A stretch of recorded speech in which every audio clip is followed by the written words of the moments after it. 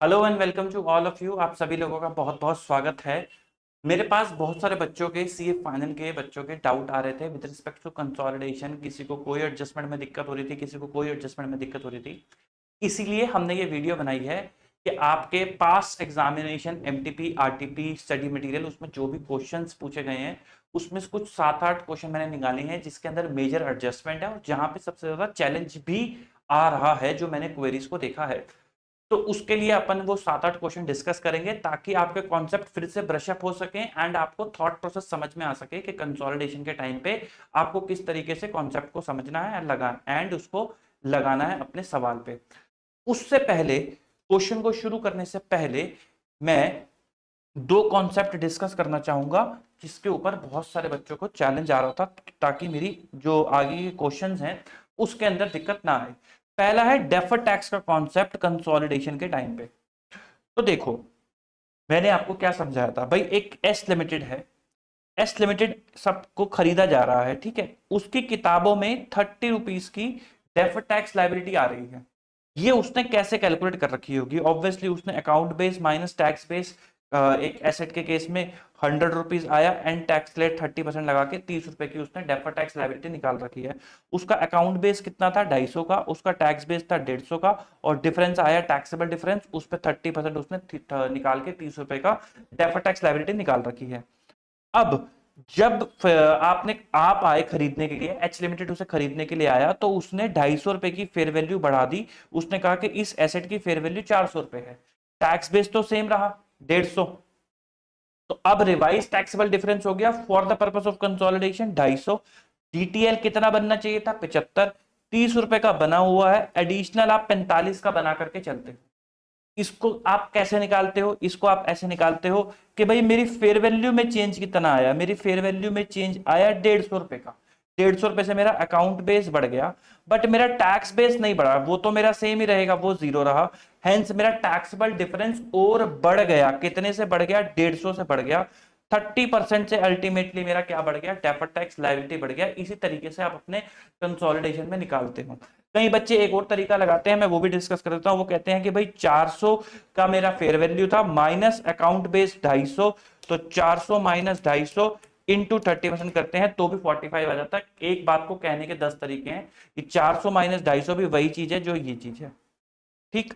तो बेसिकली आप बोल रहे हो कि आपकी जो फेयर वैल्यू है वो बढ़ गई 150 से, बट कॉरस्पॉन्डिंग टैक्स बेस में कोई चेंज नहीं आया। Hence 150 rupees 150 rupees give rise to taxable additional taxable difference over 100। Therefore 45 की ओवर एंड अबव आपकी डेफर्ड टैक्स लायबिलिटी बननी चाहिए। तो इसलिए आप कंसोलिडेशन के लिए 45 रुपए का और डेफर्ड टैक्स लायबिलिटी बना करके चलते हो और गुडविल की कैलकुलेशन करते हो। अब अगले साल जब कंसोलिडेशन में ही आप एडिशनल डेप्रिसिएशन निकालोगे तो ये अकाउंट बेस्ड 150 से गिर के कितना हो जाएगा? लेट से आपने 10% डेप्रिशिएट कर दिया तो ये 135 हो गया। आपने 10% डेप्रिशिएट कर दिया तो ये 135 हो गया। टैक्स बेस तो एडिशनल कुछ आया ही नहीं था, वो तो पुराना ही चलता आ रहा था। तो इस एडिशनल की वजह से टैक्स बेस कुछ था नहीं, तो इस एडिशनल पे कोई टैक्स बेस भी नहीं बढ़ा घटा होगा, वो भी जीरो ही रहेगा। तो अल्टीमेटली आपका next year due to depreciation tax base गिर गया और डीटीएल कितना निकल कर आया? 40.5 का। इसे बोलते हैं रिवर्सल ऑफ डीटीएल। यहां पे देखो वो 4.5 से रिवर्सल हो गया, 10% से ही रिवर्स हो गया डीटीएल, क्योंकि आपने डेप्रिशिएट कर दिया। भाई जो फेयर वैल्यू आपकी बढ़ी 150 रुपए की, उसकी वजह से कोई टैक्स बेस नहीं बढ़ा, आपने फेयर वैल्यू बढ़ाई अपनी कंसोलिडेशन में। इनकम टैक्स वालों ने कुछ नहीं बोला आपको कि हम आपको एडिशनल डिडक्शन भी देंगे 150 की, ऐसा कुछ नहीं बोला। तो इसलिए आपका टैक्स बेस नहीं बढ़ा। क्योंकि आपका टैक्स बेस नहीं बढ़ा तो अल्टीमेटली आपका टैक्सेबल डिफरेंस बढ़ गया। कितने रुपए से? 150 रुपए से आपका टैक्सेबल डिफरेंस बढ़ गया, जिसकी वजह से 45 रुपीज की एडिशनल डीटीएल क्रिएट करनी पड़ गई। ये क्यों करनी पड़ गई? क्योंकि आपने कंसोलिडेशन में एसेट की फेयर वैल्यू बढ़ा दी। जैसे ही आपने कंसोलिडेशन में फेयर वैल्यू बढ़ाई, आपका अकाउंट बेस बढ़ गया। आपका अकाउंट बेस 250 से 400 हो गया, 150 से बढ़ गया।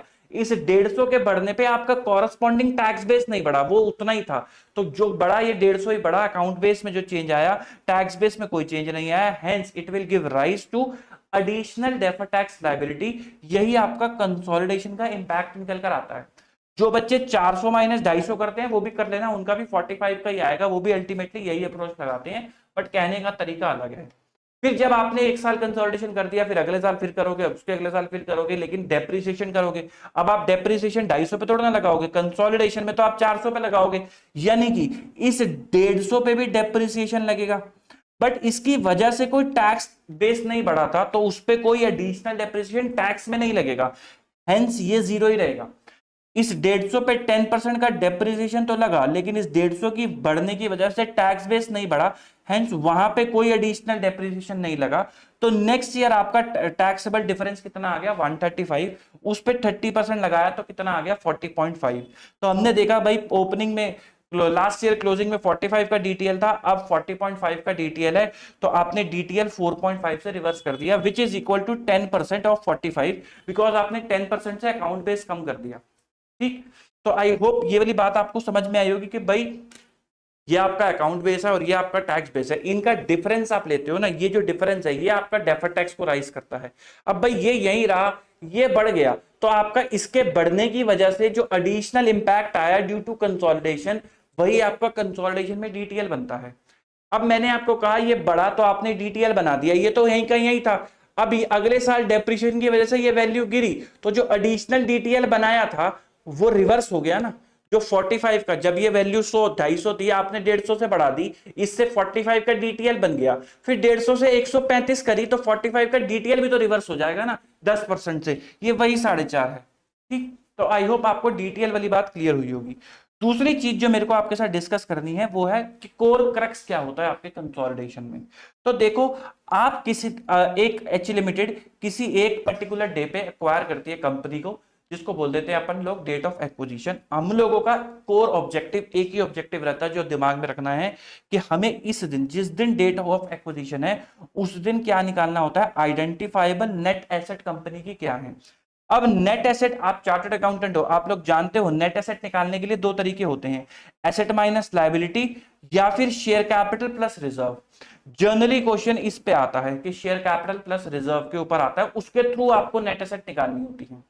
अब एसेट माइनस लायबिलिटी के थ्रू आप कैसे निकालोगे, भाई एसेट की वैल्यू इस दिन कितनी थी, किस दिन मतलब डेट ऑफ एक्विजिशन वाले दिन कितनी थी, माइनस लायबिलिटी की वैल्यू डेट ऑफ एक्विजिशन वाले दिन कितनी थी, वो आपका बन जाता है value asset, net asset as on date, as on date of acquisition. Share capital के थ्रू कैसे निकालोगे, भाई शेयर कैपिटल की value as on date of acquisition कितनी थी और रिजर्व्स की वैल्यू डेट ऑफ एक्विजिशन पे कितनी थी, इन दोनों का सम आपका क्या बन जाता है, डेट ऑफ एक्विजिशन का नेट एसेट। बस ये वाली बात ध्यान में रखना, ये दोनों चीजें ध्यान में रखोगे, आगे के सारी एडजस्टमेंट फटाफट से समझ आती रहेंगी। आओ जरा एक क्वेश्चन पढ़ते हैं, ईश्वर लिमिटेड, इसके अंदर ना बहुत सारी एडजस्टमेंट थी, इसलिए मैंने इसे पहले उठाया है। ईश्वर लिमिटेड होल्ड करता है इन्वेस्टमेंट इन विनायक लिमिटेड, और ड्राफ्ट बैलेंस शीट आपको दोनों कंपनियों की 31 मार्च 2024 को दे रखी है। इसके अंदर इन्वेस्टमेंट सब कुछ चीजें आ रही हैं। अब देखो 31 मार्च 2024 को रिटेन अर्निंग, ये विनायक है ना, ये है विनायक सब्सिडरी, ये है, तो इसकी रिटेन अर्निंग कितनी आ रही है, इसकी रिटेन अर्निंग आ रही है 10,50,000, और ये अदर कंपोनेंट ऑफ इक्विटी 50,000। तो 31 मार्च 2024 को ये आ रही है 11 लाख रुपए की, कितने की आ रही है, 11 लाख रुपए की। आगे बढ़ते हैं, एडिशनल इंफॉर्मेशन, वो कहता है पहले इन्वेस्टमेंट की डिटेल ले लो भाई। वो कहता है ऑन 1 अप्रैल 2001 ईश्वर लिमिटेड ने एक्वायर करे थे 400 मिलियन शेयर विनायक लिमिटेड के अंदर by means of share exchange of 1 share in Ishwar limited for every 2 share acquired in Vinayak limited. तो बेसिकली वो कह रहा है कि उसने 400 मिलियन लिए और बदले में क्या दिया, अपना एक शेयर दिया हर 2 के बदले, तो 200 मिलियन शेयर दे दिए होंगे, और एक की वैल्यू कितने की थी, ईश्वर की 7, तो 200 इंटू 7 1400 की कैपिटल उसने शेयर इसमें इश्यू कर दिए होंगे। ईश्वर ने अपॉइंट करी एक professional firm for conducting due diligence for acquisition of Vinayak, जिसकी कॉस्ट कितनी थी, 15 मिलियन की कॉस्ट थी। ईश्वर ने इनको इंक्लूड कर रखा है acquisition cost in the carrying amount of investment, तो ये उसने गलती कर रखी है होल्डिंग कंपनी ने, तो वो आपको ठीक करनी पड़ेगी। उसको 15 मिलियन कहां डालना चाहिए था, अपने प्रॉफिट एंड लॉस अकाउंट में डालना चाहिए था, तो बेसिकली उसको एंट्री करनी चाहिए P N L account debit to bank, उसने कर दी investment account debit to bank. अब आप क्या करोगे, आप करोगे P N L account debit to investment correct करने के लिए। वो कहता है ड्राफ्ट बैलेंस शीट में इन्वेस्टमेंट में घुसा हुआ है, there has been no change in the carrying amount of investment, उसके बाद उसके अंदर कोई चेंज नहीं करा। 1 अप्रैल 2001 को इंडिविजुअल फाइनेंशियल स्टेटमेंट जो विनायक की थी ओपनिंग के अंदर 1 अप्रैल 2001 को, यही आपकी डेट ऑफ एक्विजिशन भी है, कोई दिक्कत वाली बात नहीं है। उस दिन आपकी रिटेन अर्निंग कितनी थी, 750 मिलियन और 250 मिलियन और 225 मिलियन ये आपकी रिटेन अर्निंग 1 अप्रैल को उसने दे रखी थी जब आपने एक्वायर करा। तो कहता है डायरेक्टर जो है ईश्वर के carried out fair value exercise to measure the identifiable asset and liability, और उन्होंने क्योंकि कंपनी खरीदी तो उन्होंने फेयर वैल्यू एक्सरसाइज करी और उनको कुछ चीजें पता चली। वो बोले कि प्रॉपर्टी जिसकी कैरिंग अमाउंट 800 मिलियन है, जिसके अंदर लैंड है 350 का, बिल्डिंग है 450 की, उसकी फेयर वैल्यू कितनी है 1000 की, जिसमें लैंड बढ़ गया 50 से और बिल्डिंग बढ़ गई 150 से, और बिल्डिंग की लाइफ कितनी है 30 इयर्स की लाइफ है। तो आपको डेप्रिसिएशन लैंड पे नहीं लेना, बिल्डिंग पे लेना है। प्लांट एंड इक्विपमेंट जिसकी कैरिंग अमाउंट 600 मिलियन है, जिसकी एस्टिमेटेड फेयर वैल्यू कितनी है 700 मिलियन। प्लांट एंड इक्विपमेंट कितने से बढ़ गया 100 मिलियन से बढ़ गया। एस्टिमेटेड यूजफुल लाइफ 1 अप्रैल को कितने की थी 4 इयर्स की लाइफ थी, तो आपको इस पे भी डेप्रिसिएशन लेना पड़ेगा। और वो कहता है कोई भी प्लांट हमने बेचा नहीं है। 1 अप्रैल 2001 को notes to the financial statement of Vinayak limited disclose contingent liability, और इसी 1 अप्रैल 2001 को fair value of the contingent liability was reliably measured at 30 million. तो भाई कंटिजेंट लायबिलिटी भी उसकी एक आ रही थी जो 30 मिलियन कि आपको लगता है कि इतना रुपया उस लायबिलिटी पे देना पड़ सकता है। कंटिजेंसी रिजॉल्व हो गई इन द ईयर, और 31 मार्च 2002 पे नो पेमेंट वर रिक्वायर्ड, और आपको कोई भी पेमेंट नहीं करनी पड़ी। No payment were required to be made by Vinayak limited. लेकिन जब आपने एक्वायर करा तब आपके दिमाग में था कि भाई हो सकता है 30 मिलियन देना पड़ जाए, तो उससे आपने अपने रिजर्व कम कर दिए होंगे, क्योंकि जब आप 30 मिलियन की लायबिलिटी रिकॉग्नाइज करोगे तो क्या एंट्री करोगे, reserve and surplus to liability तो करोगे। The fair value adjustment have not been reflected in the individual financial statement. वो कहता है भाई हमने कुछ फेयर वैल्यू एडजस्टमेंट ऊपर नहीं कर रखी है। In the consolidated fair value adjustment will be regarded as a temporary difference for the purpose of computing deferred tax. वो कहता है जितनी भी फेयर वैल्यू एडजस्टमेंट है वो टेम्परेरी डिफरेंस को राइज करेंगी, और आपको डेफर्ड टैक्स लेना है 20% का, ओ टैक्स का रेट लेना है 20% का। The director of Ishwar limited used to proportionate net asset method when measuring NCA. तो आपको पता है एनसीए दो बेसिस पे मेजर होता है, या तो फेयर वैल्यू या प्रोपोर्शनेट शेयर। तो वो कहता है कि भाई हम तो प्रोपोर्शनेट शेयर यूज करके चलेंगे, तो फेयर वैल्यू का कोई झंझट नहीं है। फिर वो बोला है कि इंपेयरमेंट रिव्यू करा गुडविल का on the acquisition of Vinayak limited, और कोई इंपेयरमेंट निकलकर नहीं आया of Vinayak limited was evident when the review were carried on 31 March 2002 और 3। लेकिन 2004 में डायरेक्टर को ऐसा लगा फर्दर रिव्यू के बाद conclude that recoverable amount of the net asset of the Vinayak on that date is 2000 million. भाई उनको फिर लगा कि 2000 मिलियन है, तो हो सकता है 2004 के अंदर गुडविल का इंपेयरमेंट आ जाए। फिर उसने कहा कुछ प्रोविजन की डिटेल, ये भी बात किसकी कही ईश्वर लिमिटेड की। 1 अप्रैल 2003 को उसने कंस्ट्रक्शन कंप्लीट कराया किसी नॉन करंट एसेट का, जिसकी एस्टिमेटेड यूजफुल लाइफ कितनी है 20 years. Cost of construction were recognise in property plant equipment and depreciate appropriately. Ishwar limited की एक लीगल ऑब्लिगेशन भी है कि उसको रिस्टोर कर दी है साइट जिसके ऊपर वो नॉन करंट एसेट लोकेटेड है 31 मार्च 43 के अंदर। The estimated cost of this reconstruction is 125 million. Director of the Ishwar ने प्रोविजन बना लिया 6.25 मिलियन का, उसने 20 सालों के हिसाब से प्रोविजन बना लिया, जो कि गलत है। आपको क्या करना होता है 125 मिलियन में आपको उसकी प्रेजेंट वैल्यू अपने एसेट के अंदर ऐड करनी है, और एसेट की उसमें लाइफ में वो डेप्रीशिएट होना शुरू हो जाएगा। एंड जो प्रोविजन आप बनाओगे ऐड करने के बाद उसको वाइंड अप करना होता है एप्रोप्रिएट डिस्काउंट रेट से। एप्रोप्रिएट डिस्काउंट वो बोला है 6% है, और उसने आपको डिस्काउंट फैक्टर भी दे दिया। आपको कंसोलिडेटेड बैलेंस शीट बनानी है 31 मार्च 2004 की। तो इन सभी पॉइंट्स की मैंने यहाँ पे समरी बना रखी है, आओ पहले उसको देख लेते हैं। तो मैंने बोला कि भाई 1 अप्रैल 2001 को डेट ऑफ एक्विजिशन है, 400 मिलियन शेयर आपने खरीदे, तब उसके पास शेयर कितने थे 1 अप्रैल 2001 को। उसने कोई शेयर कैपिटल की तो आपको डिटेल ही नहीं दी, तो इसका मतलब जो यहाँ पे शेयर कैपिटल आ रही है वही शेयर कैपिटल अप्रैल में होगी।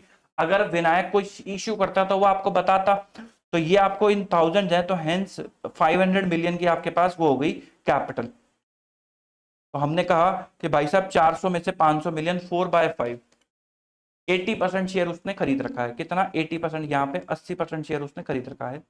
उसने इसके लिए कितनी पीसी दी, ये हमने निकाल ली थी 1400। 1/2 400 शेयर के लिए 7 रुपए की वैल्यू 1400 उसने दी। 15 जो थे उसने कॉस्ट के अंदर ही डाल रखे हैं, जो उसके पास इन्वेस्टमेंट आ रही है उसके अंदर डाल रखे हैं। उसको कहाँ डालने थे P&L में। तो आप ये रेक्टिफिकेशन एंट्री किसकी किताबों में पास करके चलोगे, ईश्वर की किताबों में पास करके चलोगे। ये रेक्टिफिकेशन एंट्री ईश्वर की किताबों में पास होगी, ठीक याद रखना, होल्डिंग कंपनी की किताबों में पास होगी। 1 अप्रैल 2001 को आपको रिजर्व एंड सरप्लस दे रखे हैं 750 और 25 775 के रिजर्व एंड सरप्लस दे रखे हैं। और इसी दिन उसने बोला है लैंड की वैल्यू भी बढ़ गई, बिल्डिंग की वैल्यू भी बढ़ गई जिसकी लाइफ 30 साल है, प्लांट की वैल्यू भी बढ़ गई जिसकी लाइफ 4 इयर्स है, और उसको करंट कॉन्टिजेंट लायबिलिटी लगती थी 30 बिलियन की जो अल्टीमेटली पे नहीं हुई। टैक्स रेट 20% है, और एनसीआई को नेट एसेट लेना है। ये सब बातें 1 अप्रैल 2001 के लिए हैं, जो आपकी डेट ऑफ एक्विजिशन भी है।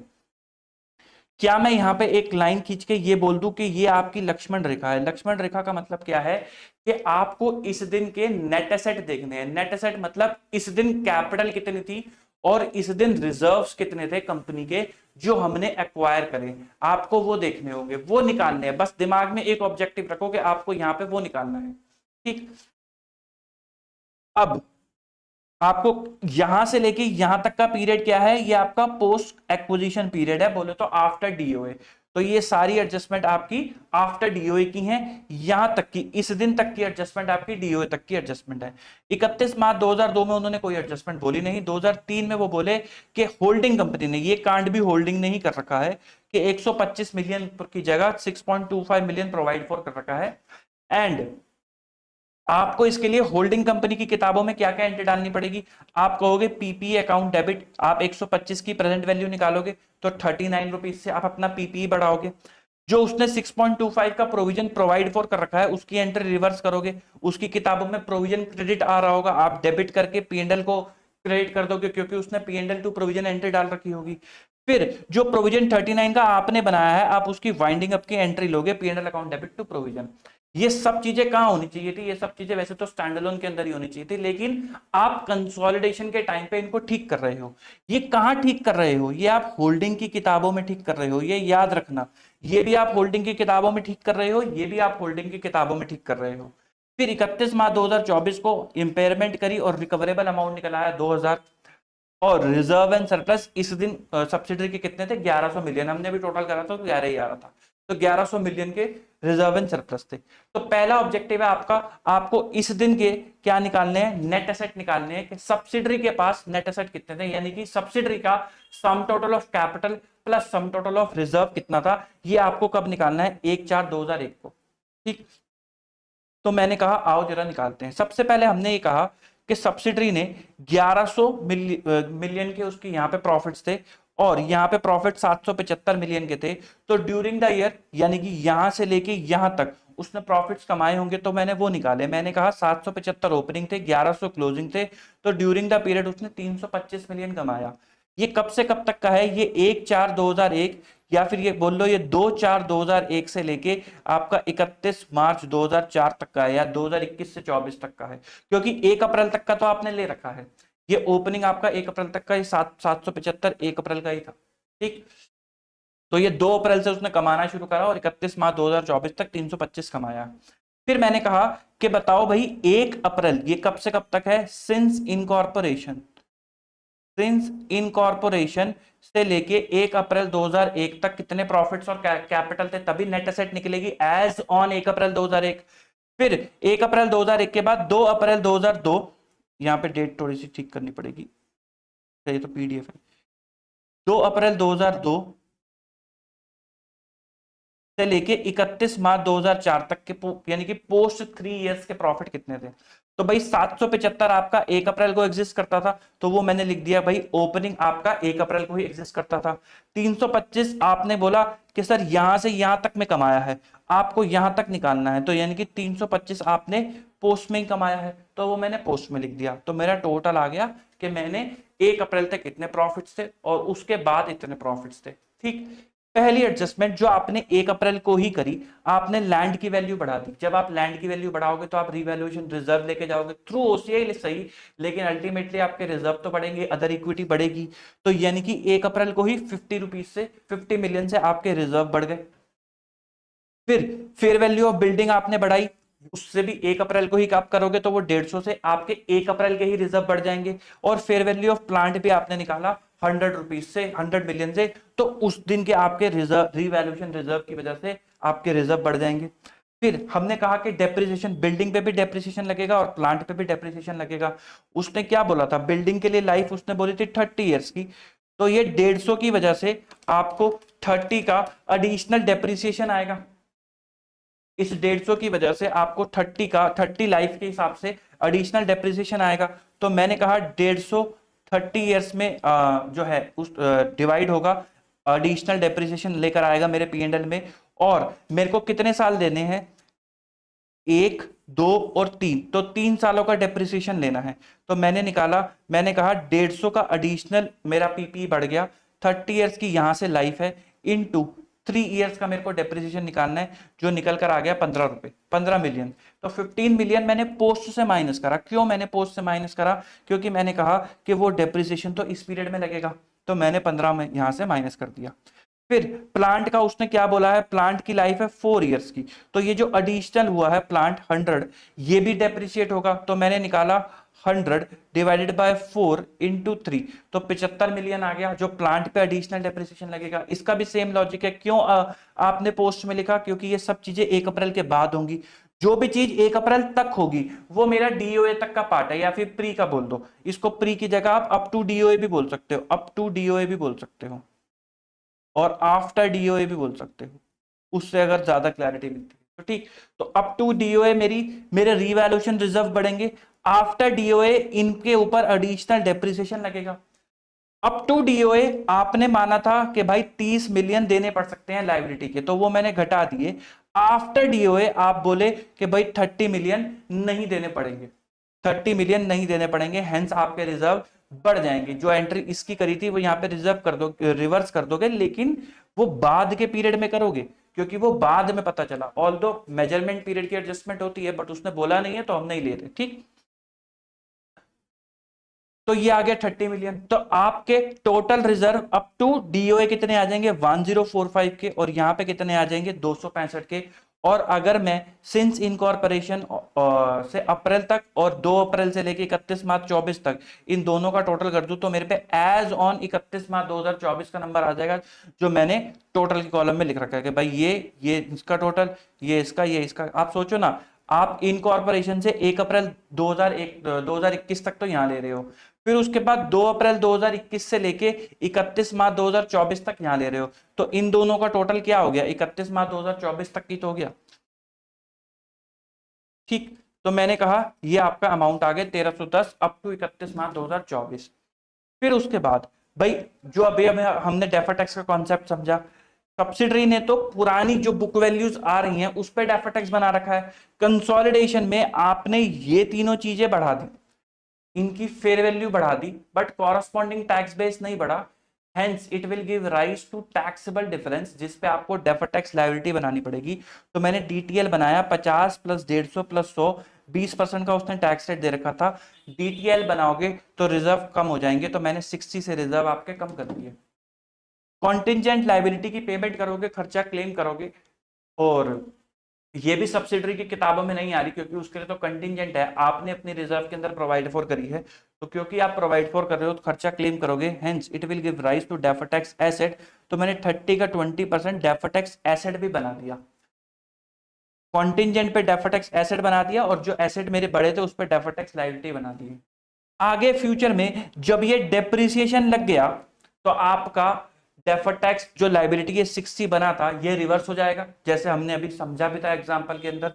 तो बताओ आपका कितना रिवर्स हो जाएगा डेफर टैक्स लायबिलिटी? भाई अगर मैं देखूं कि यहाँ पे आपका अकाउंट बेस था 50, 150 और 100, 50, 150 और 100, तो 300 के हिसाब से आपने बनाया। अब आपका बन जाएगा 300 माइनस 15 माइनस 75, 210, 210 का 20%, 42, आपका 42 का डेफर टैक्स बनना चाहिए था। डीटीएल 60 का बना हुआ है, तो 18 का रिवर्स हो जाएगा।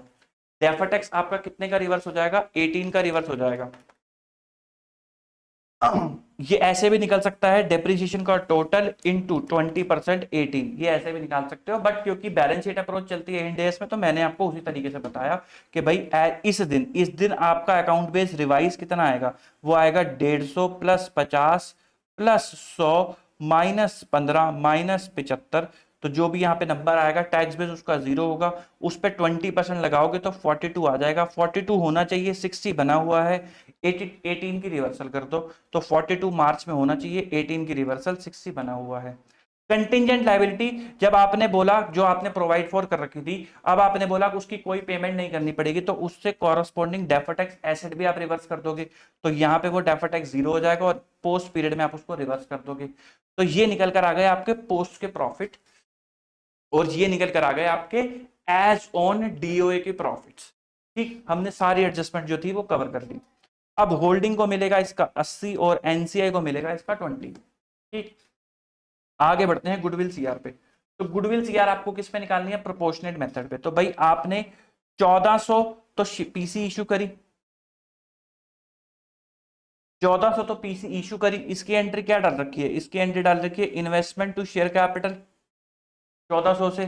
फिर आपने एक एंट्री और कर रखी है कि इन्वेस्टमेंट टू बैंक 15 रुपए, ये आपने एंट्री और कर रखी है। तो मैंने कहा आपकी टोटल इन्वेस्टमेंट कितने की आ रही है? 1400 और 15, 1415 की आ रही है। होल्डिंग कंपनी की किताबों में, होल्डिंग कंपनी की किताबों में आप एक रेक्टिफिकेशन करोगे, P&L account debit to investment, तो इन्वेस्टमेंट 15 से कम कर दोगे और उसका प्रॉफिट जो है वो भी 15 से कम कर दोगे। तो मैंने कहा लो रेक्टिफिकेशन कर दी 15 की, और प्रॉफिट में भी अभी दिखाता हूं। ये रख कंसो, इसका प्रॉफिट कहां आता है? ये आता है जी, यहाँ पे होगी रेक्टिफिकेशन 15 की, ये रही, वो भी आपने कर दी। अच्छा, मुझे एक बात सोच के बताओ, जो ये है, ये सब कुछ है, ये किसका है? ये सब्सिडरी के प्रॉफिट्स हैं। 775 सब्सिडरी के प्रॉफिट्स, 325 भी सब्सिडरी के प्रॉफिट्स। तो ये सारे प्रॉफिट सब्सिडरी की हैं। कोई भी एडजस्टमेंट अगर सब्सिडरी के प्रॉफिट्स में होगी तो वो यहां आएगी, कोई भी एडजस्टमेंट अगर होल्डिंग के प्रॉफिट्स में होगी तो वो यहां आएगी, क्योंकि आप ये पेरेंट की, जो पेरेंट की भी तो रिटेन अर्निंग निकालते हो ना, कंसोलिडेटेड रिटेन अर्निंग। तो आप ये, मैंने पेरेंट का नंबर ले रखा है, देखो 4115 दिखाऊं आपको। ईश्वर, ईश्वर कहां गए? ईश्वर तो वैसे ये रहा जी, 2865 प्लस 1250, 4115, ये मैंने पेरेंट का नंबर ले रखा है 4115। तो कोई भी एडजस्टमेंट रेक्टिफिकेशन अगर पेरेंट में होगी तो वो यहां आएगी, कोई भी रेक्टिफिकेशन एडजस्टमेंट अगर सब्सिडरी के केस में होगी तो वो यहां आएगी, उसके एनालिसिस ऑफ प्रॉफिट के अंदर। बस आपको ये देखना है कि वो प्री पीरियड में आएगी या पोस्ट पीरियड में आएगी, वो आपको टाइम से पता चलेगा कि भाई उसने एंट्री कब डाल रखी है। अभी आगे के क्वेश्चंस में देखेंगे तो आपको क्लैरिटी मिल जाएगी। ठीक, गुडविल की बात करते हैं। तो भाई उसने हमें बोला था 1415, ये रेक्टिफिकेशन हमने खुद से करी, तो 15 यहां डाले और 15 हमने प्रॉफिट से भी माइनस कर दिए। फिर उसके बाद आप ऐड करते हो एनसीआई का शेयर। एनसीआई का शेयर कितना है? जो भाई उसकी नेट एसेट है as on date of acquisition, क्योंकि आपको प्रोपोर्शनेट शेयर पे निकालना है। तो आप नेट एसेट कैसे निकालते हो? Share capital plus reserve. Reserve देखो मैंने ले लिया 991 के, शेयर कैपिटल 500 की थी, उसका 20%, ये आ गया 298.2। ये मेरा क्या आ गया? एनसीआई की value as on date of acquisition. ये मेरी टोटल वैल्यू आ गई। फिर मैंने माइनस कर दिया नेट एसेट। वही नेट एसेट क्या है? Share capital plus reserve. तो ये मैंने ये माइनस कर दिए और आपकी गुडविल कैपिटल रिजर्व आ गई 207.2। ठीक, फिर उसके बाद आपको इंपेयरमेंट निकालनी है कब? 31 मार्च 2024 में आपको इंपेयरमेंट निकालनी है। अब आपके नेट एसेट 31 मार्च 2024 में कितने होंगे? शेयर कैपिटल प्लस 31 मार्च 24 के रिजर्व 1268, या फिर पोस्ट भी ऐड करके निकाल सकते हो। तो ये आपके नेट एसेट होंगे। गुडविल 207.2। अच्छा, क्योंकि आप प्रोपोर्शनेट शेयर पे निकाल रहे हो तो ये 207.2 जो है इसको हम बोल देते हैं कि ये पेरेंट का शेयर है। सिर्फ ये पेरेंट का शेयर है, सिर्फ इसके अंदर एनसीआई वाली गुडविल इंक्लूडेड नहीं है। मैं आपको दिखाता हूं कैसे। भाई 1415 माइनस अगर आप 15 कर दो तो ये आपका 1400 आ गया। मैं कह रहा हूं एनसीआई ऐड मत करो, सीधा नेट एसेट में बताओ पेरेंट के नेट एसेट कितने हैं इंटू 80%। 500 प्लस 991 इंटू 80% माइनस 1192.8, तो ये आपका यही आ जाएगा 207.2 माइनस 1400। तो देखो ये आ गया 207.2। तो हेंस जो 207.2, क्योंकि आपने एनसीआई प्रोपोर्शनेट शेयर पे निकाला है तो ये 207.2 अपने आप में सिर्फ पेरेंट की गुडविल है। इसके अंदर एनसीआई की गुडविल शामिल नहीं है, ये सिर्फ पेरेंट की गुडविल है। तो देखो मैंने प्रूफ भी करा, मैंने कहा 1400 की इन्वेस्टमेंट थी, 15 का रेक्टिफिकेशन करने के बाद नेट एसेट थे 500 प्लस 991। अगर इसमें 80% लगा दूं पेरेंट का तो मेरे पे गुडविल कितनी आ रही है? 200.2, 207.2, जो मैच भी हो रही है इससे। हेंस प्रूफ कि भाई ये जो 207.2 है ये सिर्फ पेरेंट की गुडविल है। तो हमने कहा कि भाई साहब आपके जो नेट एसेट आ रहे हैं, कहां गई गुडविल कैलकुलेशन? ये 1768, इसके अंदर गुडविल जोड़ो तभी तो आप सीजीयू की वैल्यू निकाल पाओगे। लेकिन 207.2 तो सिर्फ पेरेंट की है, 0.8 है, सिर्फ पेरेंट की है। तो आपको 100% निकालनी पड़ेगी। तो 207.2 प्लस डिवाइडेड बाय 0.8, तो 100% गुडविल आ गई 259। टोटल कैरिंग वैल्यू सीजीयू की कितनी आ गई 2027। उसने आपको बोला कि 2000 की ही रिकवरेबल अमाउंट है, हेंस 27 की क्या आ गई टोटल इंपेयरमेंट आ गई। इसमें पेरेंट का शेयर कितना आ गया 21.6। इसको बोल देते हैं ग्रॉसिंग अप, इसको प्यार से लोग बोल देते हैं ग्रॉसिंग अप। कई लोग इसका रट्टा मार लेते हैं, मैंने आपको एक कॉन्सेप्ट दे दिया कि भाई इस वजह से ये ऐसे होता है, ठीक, क्योंकि एनसीआई की गुडविल वहां पे शामिल नहीं होती। तो पेरेंट का शेयर आ गया 21.6 का, ठीक। अब उसके बाद गुडविल जब इंपेयर करोगे तो गुडविल से भी माइनस करोगे और अपने पेरेंट के उससे भी माइनस करोगे, रिजर्व एंड सरप्लस से। तो ये देखो मैंने गुडविल इंपेयरमेंट माइनस कर दी पेरेंट के। तो मैंने कहा ना जहां पे भी प्रॉफिट के अंदर एडजस्टमेंट होगी पेरेंट की किताबों की, तो वो आपको कंसोलिडेटेड रिजर्व या फिर कंसोलिडेटेड इक्विटी निकालते वक्त माइनस करनी है। और जहां पे भी एडजस्टमेंट होगी सब्सिडरी की, तो वो आपको ऊपर करनी है। ये गुडविल कंसोलिडेशन की गुडविल है जो पेरेंट की कंसोलिडेटेड फाइनेंशियल स्टेटमेंट है, जो कंसोलिडेटेड रिजर्व पेरेंट के हैं।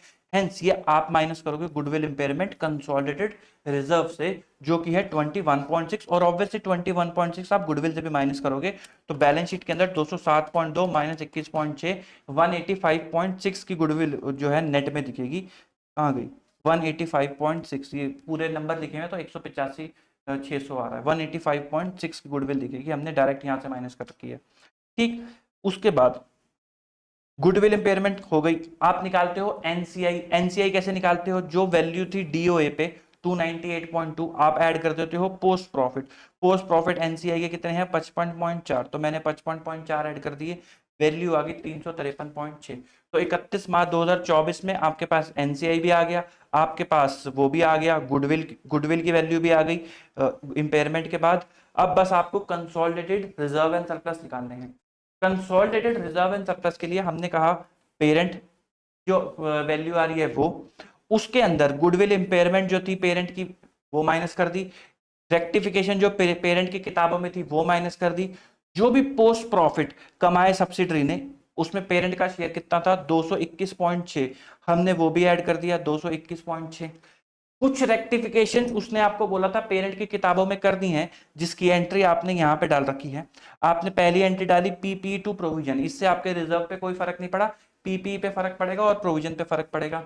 फिर दूसरी एंट्री डाली provision to P and L credit हो गया, यानी कि 6.25 से आपने पी एंड एल बढ़ा दिया। तो देखो मैंने 6.25 से पी एंड एल बढ़ा दिया। दूसरी उसके बाद रेक्टिफिकेशन एंट्री डाली कि आपने अनवाइंडिंग अप करा, 39 की जो प्रोविजन थी उसको 6% से अनवाइंड अप करा, तो P and L account debit to provision, तो 39 इंटू 6% 2.34, 2.34। लेकिन ये 2.34 आपने यहां पे डाल दिया, देखो 125 उसकी प्रेजेंट वैल्यू और 6% 2.34। फिर आपको डेप्रिसिएशन भी लगाना पड़ेगा, जो आपने ये क्या कहते हैं 39 मिलियन जो आपने ऐड करा है अपनी नॉन करंट एसेट में, उस पे 1 साल का डेप्रिसिएशन भी लगाओगे। तो उसने आपको लाइफ भी दी होगी एसेट की, कहां लिखी है लाइफ है 20 ईयर्स की, तो 39 डिवाइडेड बाय 20 1.95 का डेप्रिसिएशन भी लगाओगे, ये रखा डेप्रिसिएशन लगाओगे तो पीपी घट जाएगा। इसकी एंट्री लिख देते हैं, इसकी एंट्री क्या करोगे, इसकी एंट्री आपने करी P and L account debit to PP 1.95, ठीक। तो ये सब एडजस्टमेंट करने के बाद जब मैंने इसका टोटल लगाया तो मेरी कंसोलिडेटेड रिजर्व कितने के आ रहे हैं 4301.96, ठीक। आगे बढ़ने से पहले मैं आपको थोड़ा समअप करा दूं। तो देखो क्वेश्चन कैसा आएगा, क्वेश्चन ऐसा आता है कि किसी एक दिन डीओए है और किसी एक दिन आपको बैलेंस शीट बनानी है। सबसे पहला काम आपको क्या करना होता है, डीओए वाले दिन आपको अपने नेट एसेट निकालने होते हैं। सब्सिडरी के नेट एसेट कितने थे, वो या तो एसेट माइनस लायबिलिटी से निकलेंगे या फिर शेयर कैपिटल प्लस रिजर्व से निकलेंगे। जनरली वो शेयर कैपिटल प्लस रिजर्व से निकलते हैं।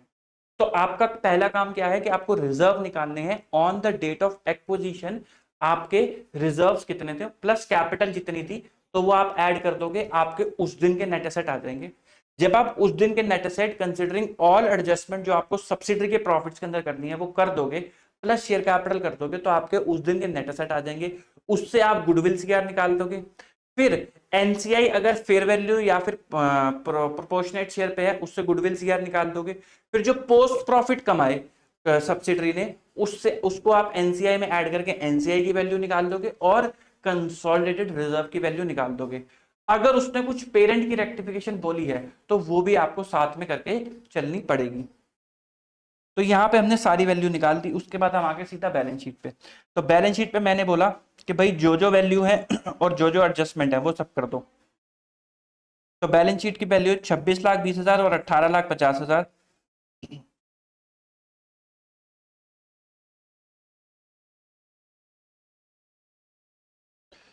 26,20,000, 18,50,000। फिर इतने से आपने रिवैल्यूएशन करा था तो एसेट बढ़ गई।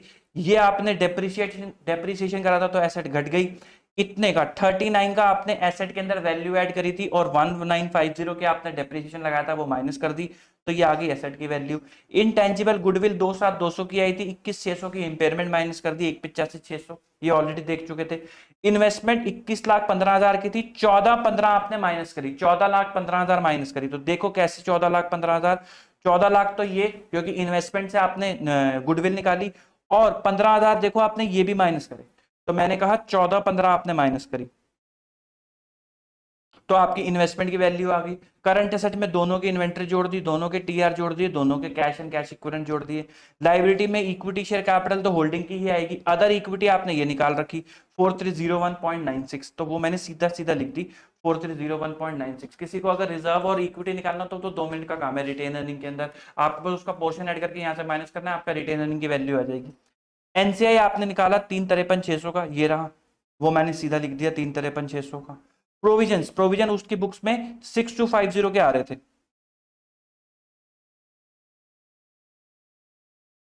कहाँ गए ये रे, 6,250 और नील, तो 6250 के प्रोविजन आ रहे थे। आपने प्रोविजन की एक एंट्री डाली, प्रोविजन डेबिट कर दिया 6,250 से, और प्रोविजन क्रेडिट कर दिया 39 से, और 39 का 6% से। तो देखो जी हमने क्या करा, हमने बोला 6,250 से प्रोविजन आ रहा था वो माइनस कर दिया, 39,000 से ऐड कर दिया, और 2,340 जो आपका अनवाइंडिंग अप का चार्ज था वो ऐड कर दिया। तो टोटल प्रोविजन इतने का आ गया। लॉन्ग टर्म बोरोइंग इतने की आ रही थी, उसकी होल्डिंग की और सब्सिडरी की, वो टोटल लिख दी। डेफर्ड टैक्सेस भी आ जाओ भाई। उसकी डेफर्ड टैक्स लाइबिलिटी कितने की आ रही थी, 225 और 140।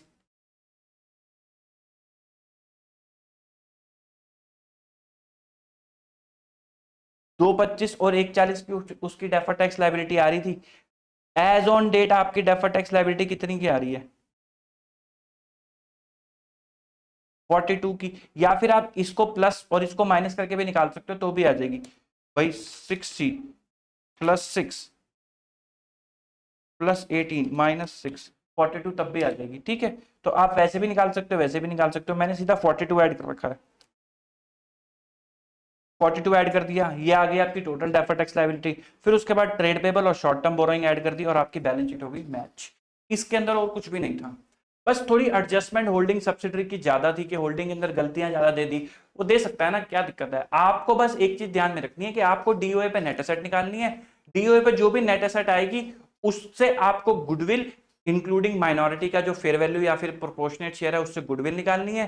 फिर जो भी पोस्ट प्रॉफिट सब्सिडरी ने कमाया वो माइनॉरिटी में जोड़ के माइनॉरिटी की वैल्यू बैलेंस शीट डेट पे, और होल्डिंग में जोड़ के होल्डिंग का कंसोलिडेटेड रिजर्व की वैल्यू बैलेंस शीट डेट पे। अगर उसके अलावा और भी एडजस्टमेंट दे रखी कि होल्डिंग ने गलतियां कर दी तो होल्डिंग के रिजर्व को ठीक करो, जिसको हम बोलते हैं consolidated reserve, calculation of consolidated retain earning भी बोल देते हैं कई लोग। तो जो उस वहां एडजस्टमेंट करो। अगर सब्सिडरी ने गलतियां कर रखी हैं तो सब्सिडरी के रिजर्व यानी कि यहाँ पे ठीक करो।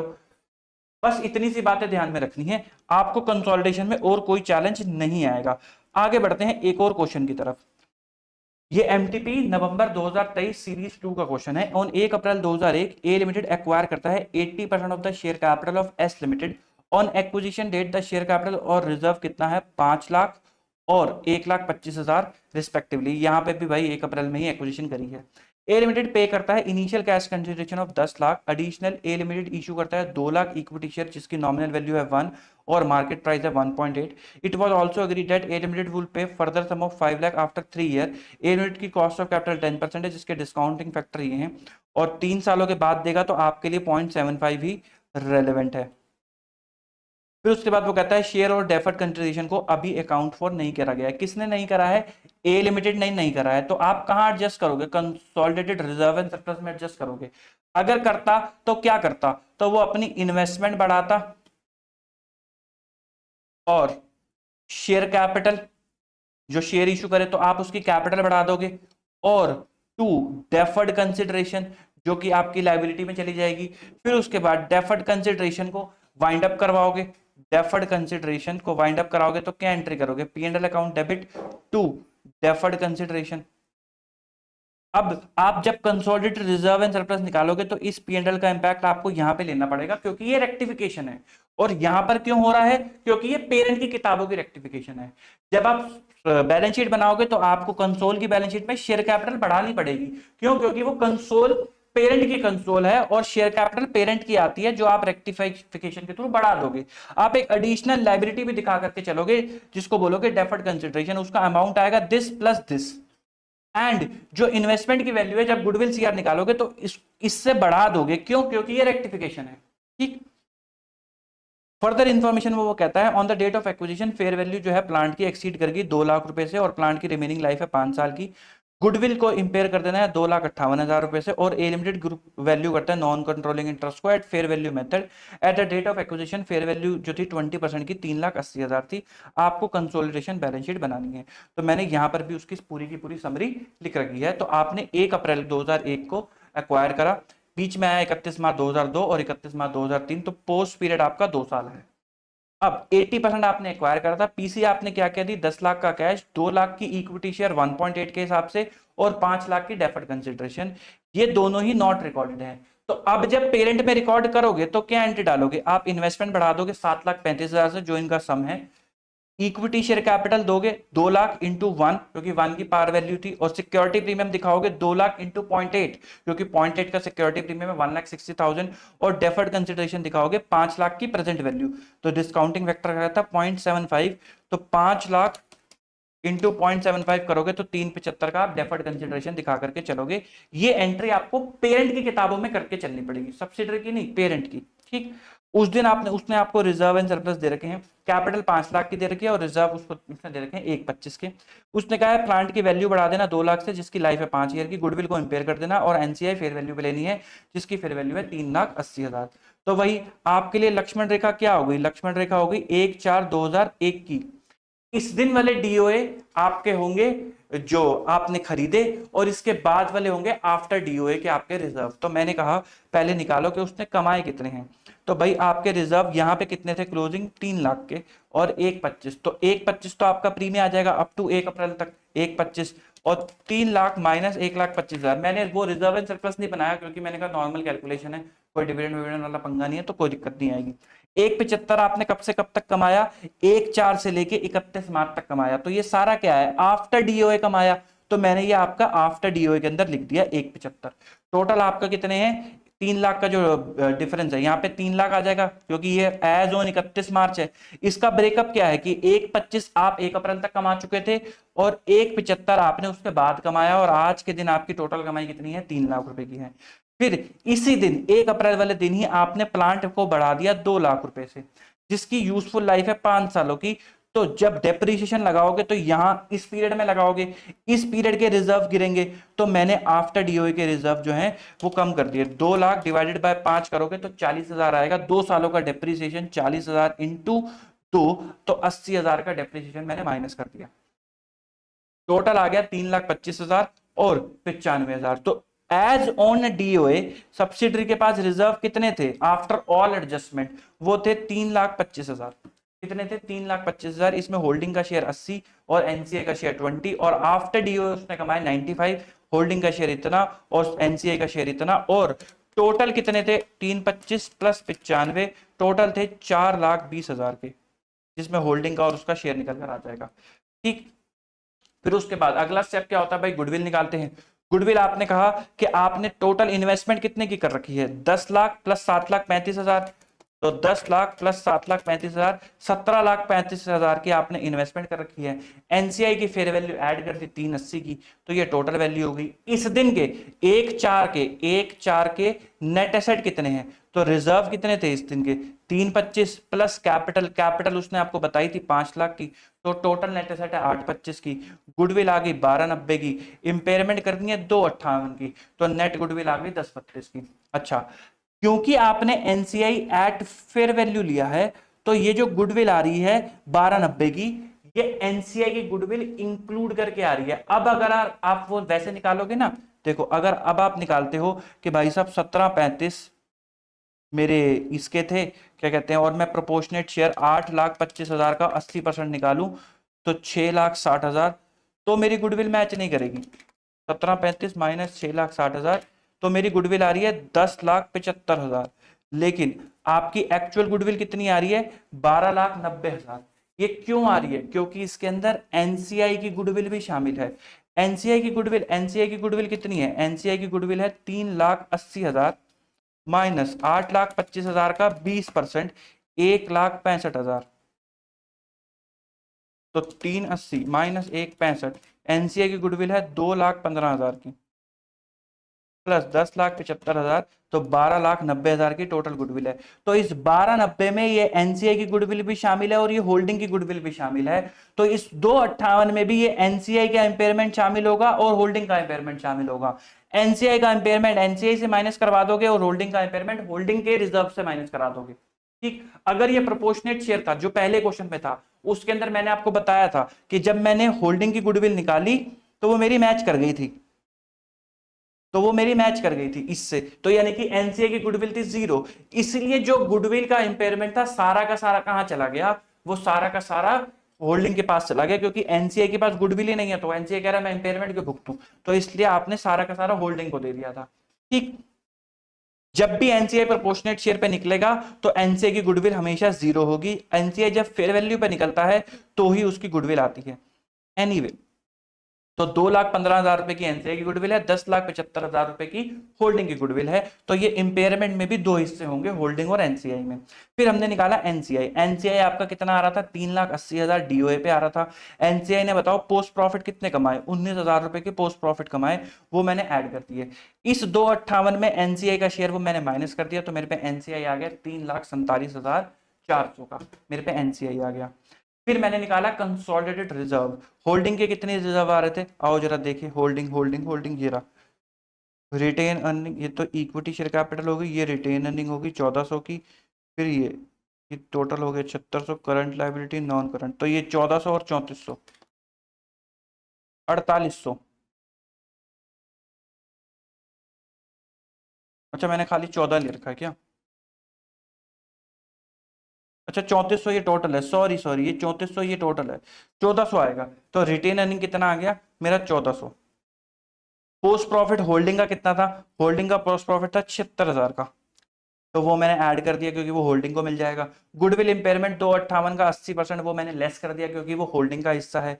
फिर उसके बाद भाई जो आपने होल्डिंग की बुक्स में रेक्टिफिकेशन पास करी थी इसकी डेफर्ड कंसिडरेशन की, 2 सालों के बाद आप इस डेफर्ड कंसिडरेशन को वाइंड अप भी तो करोगे, तो एंट्री क्या डालोगे? एंट्री डालोगे P and L account debit to deferred consideration, और फिर से P and L account debit to deferred consideration. पहली बार अमाउंट लिखोगे 3,75,000 का, कितना परसेंट है?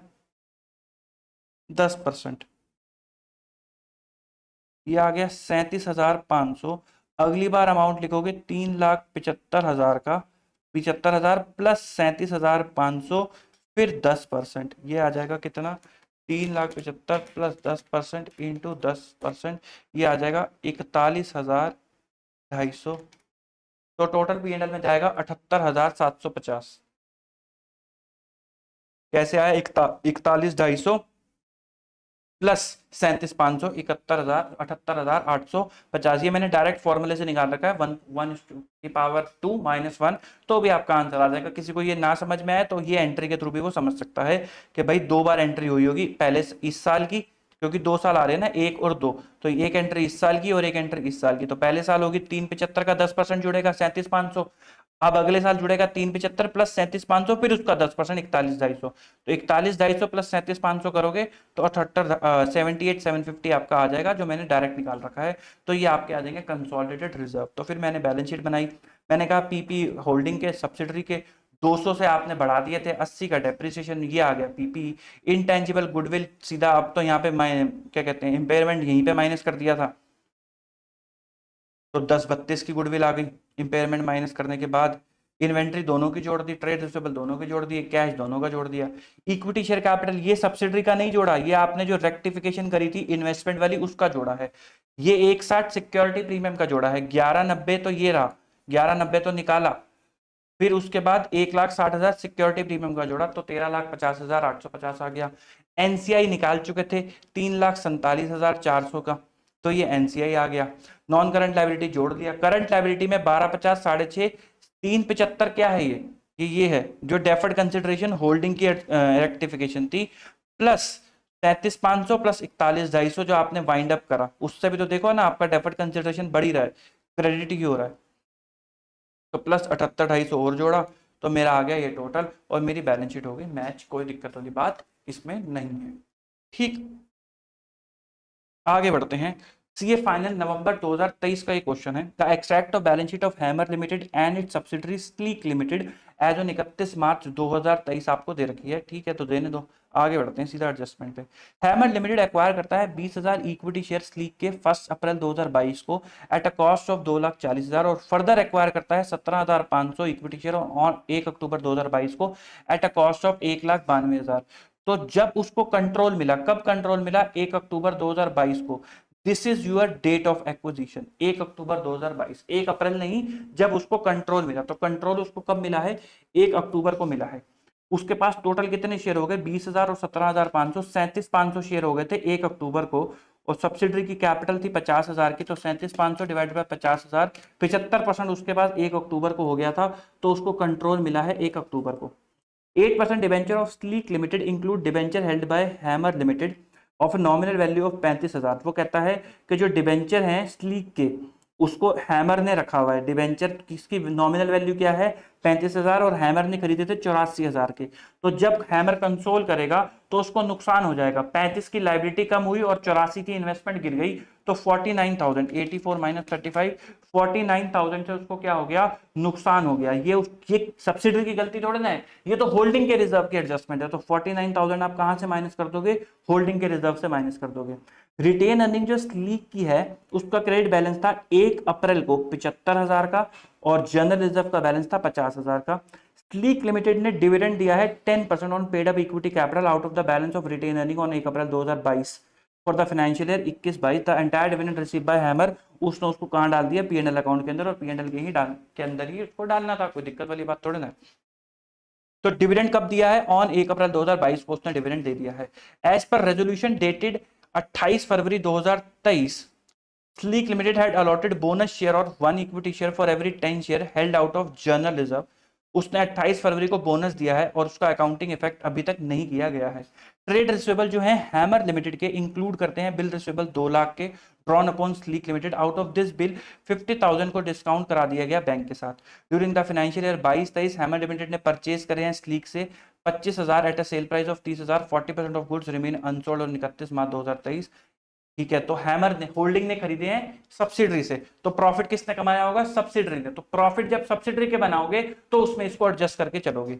1 अक्टूबर 2022 को मशीनरी जो है स्लीक लिमिटेड की वो ओवर वैल्यू पाई गई 20,000 से, which is necessary adjustment are to be made, और डेप्रिसिएशन 10% है। तो 1 अक्टूबर को जो भाई उसकी मशीनरी 20,000 से एक्स्ट्रा पाई गई है, आपको वो भी ठीक करके चलनी पड़ेगी। जो पेरेंट कंपनी है उसने अडॉप्ट करी अकाउंटिंग पॉलिसी कि उसको एनसीआई मेजर करना है फेयर वैल्यू पे, और अज्यूम फेयर वैल्यू पर इक्विटी शेयर क्या है? 11। तो आपको एनसीआई की वैल्यू फेयर वैल्यू पे लेकर चलनी है, यानी कि गुडविल क्या आएगी? Including NCI. आपको 31 मार्च 2023 की क्या बनानी है? बैलेंस शीट बनाकर चलनी है। तो मैंने यहाँ पे समरी लिख दी है भाई। 1 अप्रैल 2022 को 20,000 शेयर खरीदे थे 2,40,000 के। 1 अक्टूबर 22 को 17,500 शेयर खरीदे 1,92,500 के। 28 फरवरी को उसने बोनस दे दिया, और 31 मार्च 23 को आपको कंसोलिडेशन करना है, तब रिजर्व कितने हैं? 375 के। मुझे सबसे पहले एक बात बताओ, जब ये बोनस होगा, बोनस की एंट्री क्या होती है? बोनस की एंट्री होती है reserve and surplus to equity share capital, यही तो एंट्री करते हो बोनस की। तो मुझे जरा बताओ, इस एंट्री से आपके रिजर्व नेट एसेट पे क्या फर्क पड़ा? No impact. आपके नेट एसेट पे तो कोई इंपैक्ट ही नहीं पड़ा, क्योंकि आपके नेट एसेट पे कोई इंपैक्ट ही नहीं पड़ा, तो इसलिए बोनस की कोई एडजस्टमेंट ही नहीं करनी। मैंने आपको क्या बोला? इस दिन लक्ष्मण रेखा क्या है? लक्ष्मण रेखा है 1 अक्टूबर। 1 अक्टूबर वाले दिन आपको क्या निकालने होते हैं? Identifiable net asset. बोनस की वजह से आपके और नेट एसेट कैसे निकालते हो? Capital plus reserve. Net asset आप निकालते हो कैपिटल, थोड़ा ऊपर लिख लेते हैं, कैपिटल प्लस रिजर्व। बोनस की वजह से कैपिटल बढ़ गई और रिजर्व गिर गए, तो नेट एसेट पे तो जीरो इंपैक्ट पड़ा ना, तो बोनस को ट्रीटमेंट करने की जरूरत ही नहीं है। ठीक। अच्छा, उसके बाद उसने डिविडेंड की भी उसने बोला कि डिविडेंड दिया है भाई 10% का यहां पर 1 अप्रैल को, इस दिन रिजर्व इतने थे, इस दिन रिजर्व इतने थे। अच्छा, 1 अक्टूबर को रीवैल्यू कर देना मशीनरी को डाउनवर्ड 20,000 पे, जिसका डेप्रिसिएशन का रेट है 10% का। एनसीआई की फेयर वैल्यू कर देना 11 रुपए लेके, और 8% डिबेंचर कैंसिल कर देना, जिसकी नॉमिनल वैल्यू है 35 और कॉस्ट कितनी है 84, तो 49,000 का आपको क्या आ जाएगा, लॉस आ जाएगा। सब्सिडरी ने होल्डिंग को माल बेच रखा है, जिसमें से 40% माल अभी पड़ा हुआ है, तो 2,000 रुपए का जो है वो प्रॉफिट उसके अंदर अभी भी पड़ा हुआ है जो सब्सिडरी ने कमा रखा है, तो आप सब्सिडरी के प्रॉफिट में से इसको माइनस करोगे। तो सबसे पहले हमने निकाला कि भाई यहां से लेके यहां तक सब्सिडरी ने कितने प्रॉफिट्स कमाए, तो मैंने कहा उसके पास कितने प्रॉफिट थे, 75 प्लस 50, 1,25,000 के प्रॉफिट्स ओपनिंग में थे, 375 के प्रॉफिट्स उसके पास क्लोजिंग में पड़े हैं, 375 के प्रॉफिट्स क्लोजिंग में पड़े हैं। एक उसने डिविडेंड बांट दिया 50,000 रुपए का, तो उसने ड्यूरिंग द ईयर 3 लाख के प्रॉफिट कमाए। कितने के प्रॉफिट कमाए, 3 लाख के उसने प्रॉफिट कमाए। अब आपके लिए डेट ऑफ एक्विजिशन क्या है, 1 अक्टूबर। अगर उसने इस पीरियड में 3 लाख के प्रॉफिट्स कमाए हैं 1 अप्रैल 2022 से 23, तो एक ही साल है, 24 महीने, 12 महीने के अंदर उसने कमाए हैं, तो 6 महीने में कितने, 6 महीने में कितने निकाल सकते हो, इस 6 महीने में 1.5 लाख के प्रॉफिट्स कमाए होंगे। यहां पे ऑलरेडी प्रॉफिट 1,25 के आ रहे थे, तो इस दिन तक कितने प्रॉफिट्स हो गए, 1.5 लाख प्लस 1,25, तो मैंने कहा 1,25 उसके पास पहले से थे, 1.5 लाख और कमाए 1 अक्टूबर तक, और बाकी के 1.5 लाख तो अक्टूबर के बाद कमाए हैं, तो मेरे लिए तो वो पोस्ट हो गया, टोटल कॉलम चल ही रहा था बगल में। फिर उसके बाद उसने डिविडेंड कब दे दिया था, उसने डिविडेंड अप्रैल के अंदर ही दे दिया था, तो जब उसने डिविडेंड अप्रैल के अंदर दे दिया, तो उसने क्या एंट्री डाल दी होगी, उसने एंट्री डाल दी होगी reserve and surplus account debit to bank, otherwise आपको डिविडेंड पेबल दिखता, उसने एंट्री डाल दी होगी reserve and surplus to bank. तो मुझे जरा बताओ, अगर उसने अप्रैल में ही एंट्री डाल दी ये वाली, तो उसके अप्रैल के ही रिजर्व गिर गए। अगर उसने अप्रैल में एंट्री डाल दी तो उसके अप्रैल के ही रिजर्व गिर गए होंगे, तो मैंने यहाँ पे उसके अप्रैल के रिजर्व भी माइनस कर दिए डिविडेंड से, अप्रैल तक के, क्योंकि मैं तो यहाँ तक की बात कर रहा हूँ ना, यहां तक वो डिविडेंड की एंट्री यदि डाल चुका था, तो मैं यहां तक की ही बात करूंगा कि भाई यहां तक अगर वो डिविडेंड की एंट्री डाल चुका था तो यहाँ के रिजर्व गिर गए होंगे। तो मैंने कहा 1 अक्टूबर को कितने रिजर्व आ रहे होंगे, क्योंकि वो डिविडेंड की एंट्री डाल चुका था, तो इतने रिजर्व आ रहे होंगे, और उसके बाद 1.5 लाख के रिजर्व आ रहे होंगे, टोटल रिजर्व कितने के आ रहे होंगे, 4,25,000 रुपए के। तो 4,25 के क्यों आएंगे, 2,25 प्लस 1.5, 3,75 के रिजर्व आ रहे होंगे, टोटल गलत लगा हुआ है। ठीक। फिर उसके बाद आपने कहा 1 अक्टूबर को ही 20,000 रुपए से रीवैल्यूएशन लॉस आ गया प्लांट का, हमने कहा ठीक है। फिर आपने कहा उस पे सेविंग इन डेप्रिसिएशन होगा, सेविंग इन डेप्रिसिएशन आप कैसे निकालोगे, क्योंकि भाई अब आपकी प्लांट की वैल्यू गिर गई, 10% का डेप्रिसिएशन का रेट है, तो आप बोलोगे ना कि क्योंकि प्लांट की वैल्यू गिर गई तो उस पर आपको डेप्रिसिएशन बचेगा, कितने का डेप्रिसिएशन बचेगा, 20,000 का 5% 6 महीने के लिए, तो वो मैंने सेविंग एंड डेप्रिसिएशन लिख दिया 1,000 का।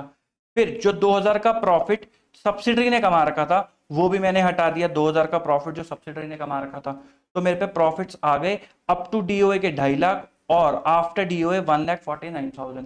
फिर मैंने कहा होल्डिंग के पास 75% है, एनसीआई के पास 25% है, उनका ये शेयर है। फिर मैं आया गुडविल पे। भाई गुडविल की बात अगर करूं तो आपको इंड एस 103 बोलता है कि जो पुराना शेयर था आपको उसको फेयर वैल्यू करना पड़ेगा। ये फेयर वैल्यू कहां करोगे, ये फेयर वैल्यू करोगे होल्डिंग की किताबों में। होल्डिंग की किताबों में जब आप फेयर वैल्यू करोगे तो आप बोलोगे भाई 20,000 शेयर 11 के हिसाब से कितने के हो गए, 20,000 इंटू 11, 2,20,000 के हो गए। खरीदे कितने के थे, 240 के, तो 20,000 का लॉस हो गया। क्योंकि ये होल्डिंग की किताबों में करोगे तो ये यहां पे नहीं आएगा, ये कहां आएगा, जब होल्डिंग के रिजर्व बनाते हो। तो देखो शेयर वैल्यूएशन लॉस 20,000 इससे यहां डाल रखा है। अब मैंने कहा कि भाई अब मेरी इन्वेस्टमेंट की वैल्यू ऑन 1 अक्टूबर कितनी हो गई, 220, क्योंकि मैंने 20 का लॉस बुक कर लिया, तो 20,000 इंटू 11 प्लस 1,92,500 की खरीदी थी, टोटल इन्वेस्टमेंट होगी 4,12,500 की फेयर वैल्यू पे ऑन 1 अक्टूबर। एनसीआई की वैल्यू कितनी थी, 12,500 इंटू 11, 1,37,500, टोटल वैल्यू होगी 5.5 लाख रुपए की। 1 अक्टूबर को नेट एसेट कितनी थी, रिजर्व थे आपके पास 2,5 के, कैपिटल कितनी थी, कैपिटल के बारे में उसने आपको कुछ बोला ही नहीं, तो जो बैलेंस शीट में आ रही थी वही आपकी कैपिटल होगी। कहाँ गई कैपिटल, 5 लाख, तो 5 लाख की ही कैपिटल होगी, तो 5 लाख प्लस 2,05,000, 7,05,000 रुपए की आपकी कैपिटल आ गई। तो आपके पास टोटल कैपिटल रिजर्व कितना निकल कर आ गया, 1,55,000 का।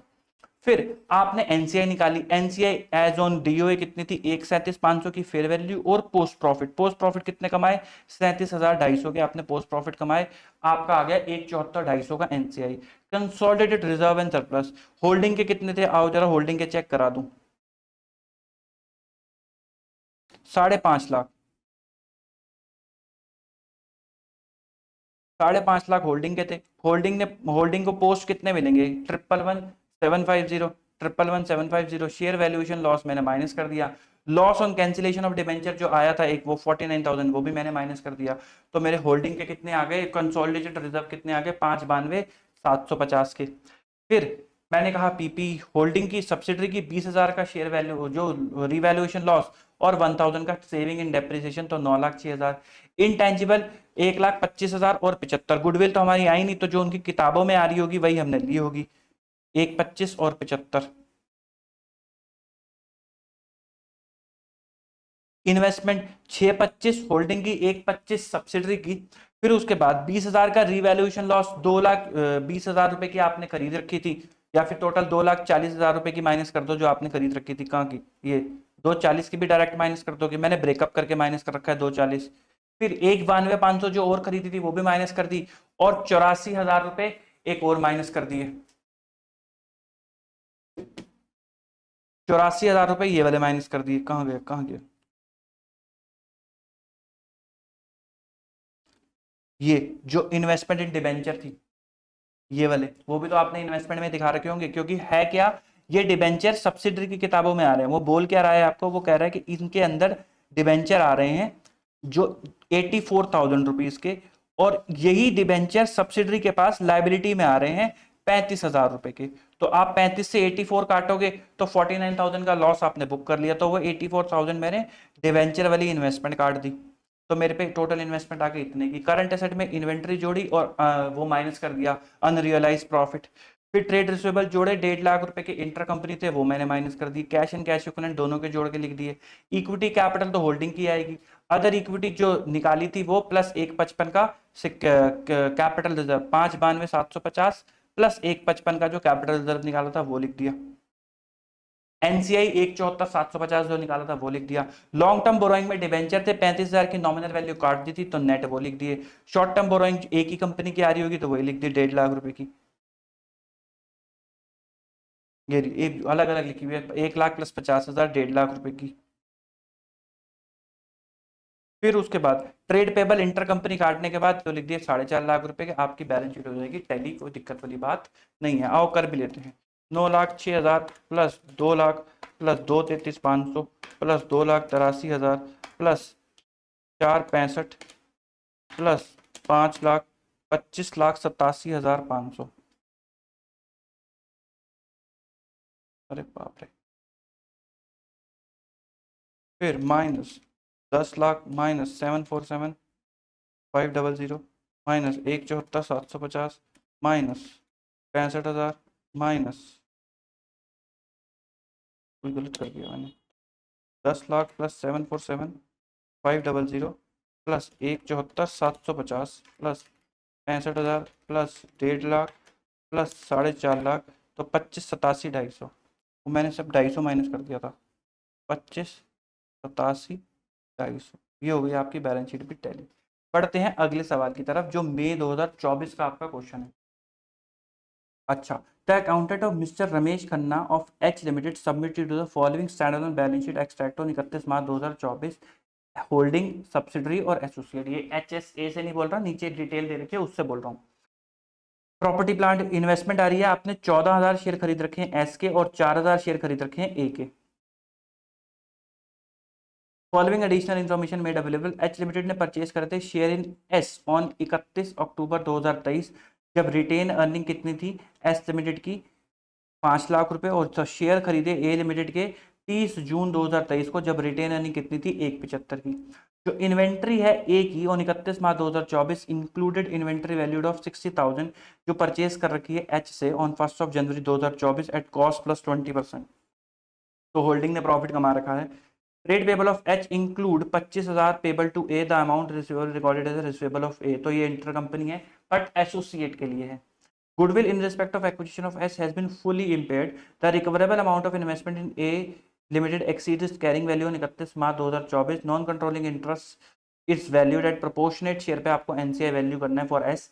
10% डिविडेंड डिक्लेयर करा बोथ कंपनीज ने, एच ने भी और एस ने भी। ए लिमिटेड ने डिक्लेयर करा है 15% डिविडेंड फॉर 23-24। अच्छा, यहाँ पे ना वर्ड यूज हो रखा है डिक्लेयर्ड, ठीक। ऑन 31 मार्च 24 ने एस लिमिटेड ने बोनस इशू दिए for 1 equity share for every 2 share held of S limited. Bonus से नेट एसेट में कोई चेंज नहीं आता, hence ignore. Dividend were declared but not were accounted by all the company in the books before the year end. Similarly, the bonus issue by S Limited was not reflected in the balance sheet on 31 March 2024। ठीक है जी। तो declare के ऊपर थोड़ी सी story सुन लो। पहले ना क्या होता था, जब इंडेस विंडेस नहीं होते थे तब एएस ही होते थे, तब ना डिक्लेयर जब करती थी कंपनी डिविडेंड तभी एंट्री पास हो जाती थी। कौन सी एंट्री पास होती थी? P&L reserve and surplus account debit to proposed dividend, जब डिक्लेयर करती थी तभी हो जाती थी ये वाली एंट्री, ठीक। तो हम इस डिक्लेयर को ट्रीट करके चलते थे, बट फिर अमेंडमेंट आ गई 2017 के आसपास की बात है, तब ये अमेंडमेंट आ गई, अकाउंटिंग स्टैंडर्ड 4 के अंदर अमेंडमेंट आ गई और वो बोले कि अब डिक्लेयर पे एंट्री नहीं होगी, अब एंट्री पेड पे होगी। तो इसलिए अब आपके सभी क्वेश्चंस में पेड वर्ड लिखा होता है। तो ये जब क्वेश्चन उतारा गया तो वो लोग डिक्लेयर का पेड करना भूल गए। अब अगर आप बोलोगे भाई डिक्लेयर पे कोई एंट्री नहीं हुई, नो एंट्री, क्योंकि होनी भी नहीं चाहिए थी, तो कोई दिक्कत वाली बात नहीं है, आपके लिए एडजस्टमेंट होगी बेकार कि भाई कुछ है ही, डिक्लेयर करा, नोट्स टू अकाउंट में डिस्क्लोजर जाता है और कुछ बात ही नहीं है, आप इग्नोर कर दोगे। तो एक केस सिनेरियो तो ये बन गया कि आप कहो कि भाई डिक्लेयर हुआ है, अभी एजीएम में अप्रूव नहीं हुआ, अप्रूव होगा तो और पे होगा, या अप्रूव होगा तो हम एंट्री करेंगे, तो हम उसके अलावा एंट्री नहीं करते, तो ये एडजस्टमेंट होगी बेकार। दूसरा केस बनता है कि आप बोलो कि गलती हो गई आईसीआई से, तो अपन लोग इस डिक्लेयर को मान के चलते हैं अप्रूव हो गया है बट अभी पे नहीं हुआ है, एजीएम में 7 दिन के अंदर अंदर पे करना होता है, अप्रूव कर दिया है बट अभी पे नहीं करा है, ये हो गई दूसरी अजम्पशन। तीसरी अजम्पशन होती है कि भाई डिक्लेयर भी हो गया, अप्रूव भी हो गया और पे भी हो गया, तो इसलिए आपको आंसर 3 अजम्पशन के बेसिस पे है, हमने भी आंसर 3 अजम्पशन के बेसिस पे ही करा है। पहली अजम्पशन क्या है कि डिक्लेयर करा है और प्रोवाइड फॉर नहीं करा है, तो आपकी किताबों में एंट्री होनी भी नहीं चाहिए थी। तो अपन लोगों ने क्या करी, वही अपनी समरी बनाई सबसे पहले कि 1 अप्रैल 2023 है और 31 मार्च 2024 है। 31 अक्टूबर 2023 को 14,000 शेयर खरीदे जो 70% थे। इस दिन आरई कितना था? 5 लाख रुपए। एनसीआई आपको प्रोपोर्शनेट शेयर पे करना है। 30 जून को 4,000 शेयर खरीदे जो 40% थे। इस दिन रिटेन अर्निंग थी 175 की। 31 मार्च को एस लिमिटेड की रिटेन अर्निंग थी 7.5 लाख की और ए लिमिटेड की 424 की। एच ने ए को माल बेच रखा है जिसपे उसने प्रॉफिट कमा रखा है 10,000 का। गुडविल जो है पूरी इंपेयर कर देना, और बोनस दिया है एस ने जिसकी कोई ट्रीटमेंट नहीं होने वाली क्योंकि उसका नेट एसेट पे कोई इंपैक्ट नहीं पड़ता। फिर मैंने कहा भाई पहला केस, अच्छा ये डिविडेंड की इंफॉर्मेशन है कि एच ने दिया 10, एस ने दिया 10, ए ने दिया 15।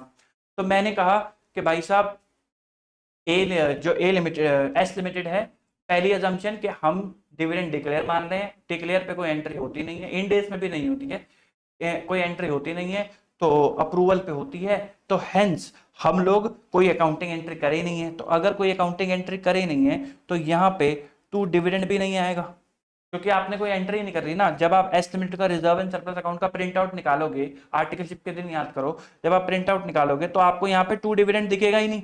क्यों नहीं दिखेगा? क्योंकि कोई एंट्री नहीं करी, डिक्लेयर पे होती नहीं है। तो आपने कहा ओपनिंग बैलेंस इतना था, क्लोजिंग बैलेंस इतना था, नेट प्रॉफिट आ गया 2.5 लाख, ये रेड लाइन इग्नोर कर देना, नेट प्रॉफिट आ गया 2.5 लाख रुपए का। तो ये आपने निकाला 31 अक्टूबर तक का।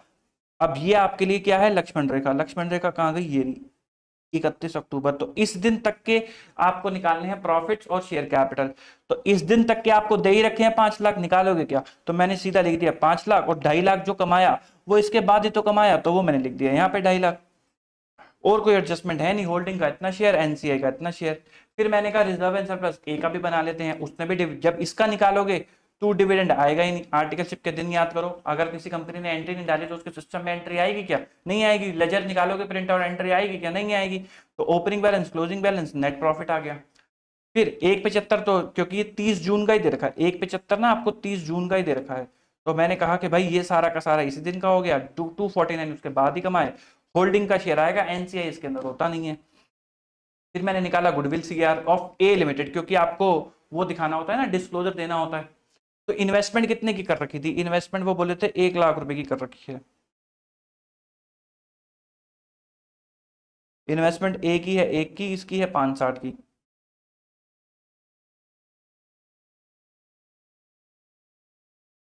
अच्छा, ऊपर वाले को मिला के आ रहा है। तो इन्वेस्टमेंट कर रखी है 1 लाख की, उसकी 1 लाख की कैपिटल में 40% शेयर कैपिटल ली और प्री प्रॉफिट्स उसके 70,000 लिए, कैपिटल रिजर्व आ गया 10,000 का। अब कंसोलिडेशन में इस कैपिटल रिजर्व से इन्वेस्टमेंट बढ़ा दोगे और ब्रैकेट में लिख दोगे investment including capital reserve of 10,000, और इसी रिजर्व को अपने कंसोलिडेटेड रिजर्व के अंदर ले जाओगे।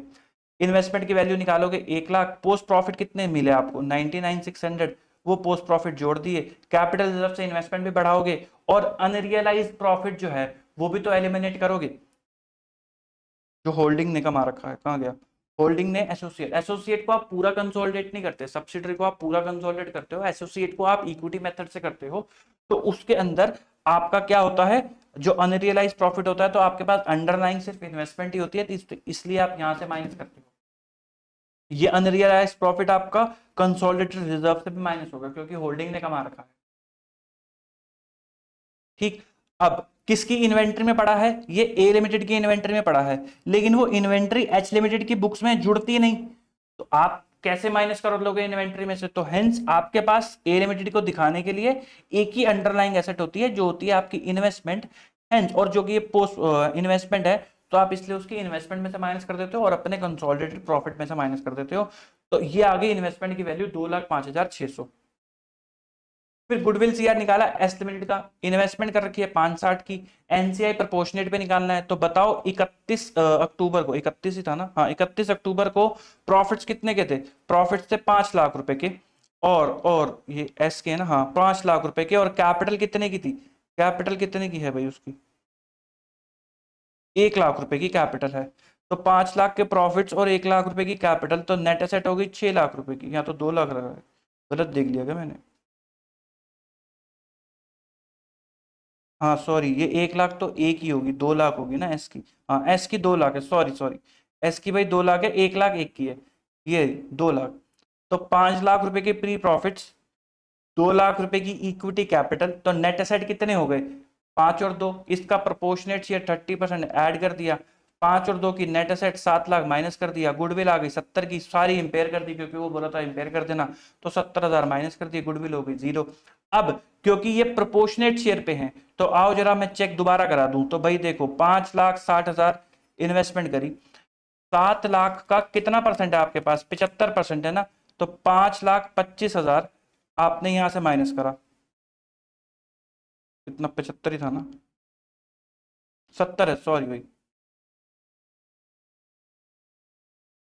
7 लाख का 70%, 4,90,000 आपने यहां से माइनस करा, तो गुडविल कितनी की आ जाएगी? 5,60,000 माइनस 490, 70,000 की गुडविल आ गई। तो यानी कि ये सारी की सारी गुडविल किसकी है? ये सारी की सारी होल्डिंग की गुडविल है, इसके अंदर एनसीआई की गुडविल शामिल नहीं है।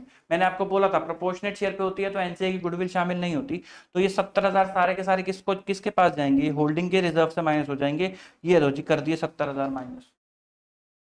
ठीक है जी, आगे बढ़ते हैं, एनसीआई की बात करते हैं। तो NCI on date of acquisition कितना था? 2,10,000, ये रहा। पोस्ट प्रॉफिट कितने थे? पोस्ट प्रॉफिट एनसीआई वाले कहाँ गए जी? ये रहे जी, 75,000 के। तो मैंने पोस्ट प्रॉफिट ऐड कर दिए 75,000 के, 2,85,000 रुपए के मेरे टोटल एनसीआई होगी। कंसोलिडेटेड रिजर्व 9 लाख की, कंसोलिडेटेड रिजर्व मेरे यहाँ आ रहे थे,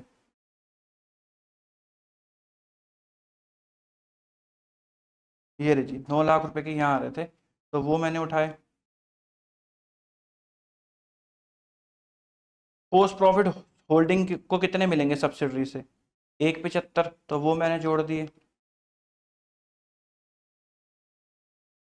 ए लिमिटेड के कितने मिलेंगे? 99,600। गुडविल इंपेयरमेंट कितनी होगी? 70,000 की। कैपिटल रिजर्व जो आपने good investment of A limited की वजह से डाला वो यहाँ आ गया, और इन्वेंट्री जो आपने इन्वेस्टमेंट में से माइनस करा था, अनरियलाइज प्रॉफिट एसोसिएट का 4,000, वो आप माइनस कर दिया, तो 11,10,600। फिर मैंने बैलेंस शीट बना दी, बैलेंस शीट एंड में बना रखी है, ये देखो तीनों केसों की बैलेंस शीट ना एक ही साथ बना रखी है, ये रही। तो वो भी देख लेंगे एक बार।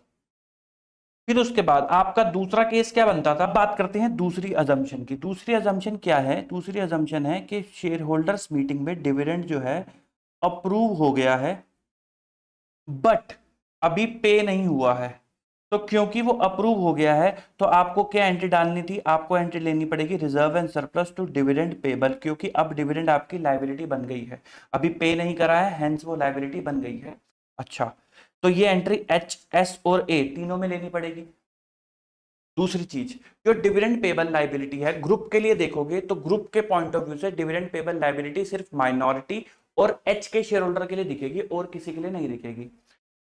ठीक, तो एक पॉइंट तो ये हो गया। दूसरी चीज जो ध्यान में रखने वाली है कि भाई जब डिविडेंड डिक्लेयर हुआ था तब क्या एंट्री होनी चाहिए थी, नहीं, हमने करी थी, नहीं, तो कोई दिक्कत वाली बात नहीं थी। लेकिन अब जब डिविडेंड अप्रूव हो गया है तब क्या एंट्री होनी चाहिए थी, हाँ, हमने करी है, नहीं, तो ये क्या बन गया, ये रेक्टिफिकेशन बन गया। किस किस की किताबों में, इन तीनों की किताबों में।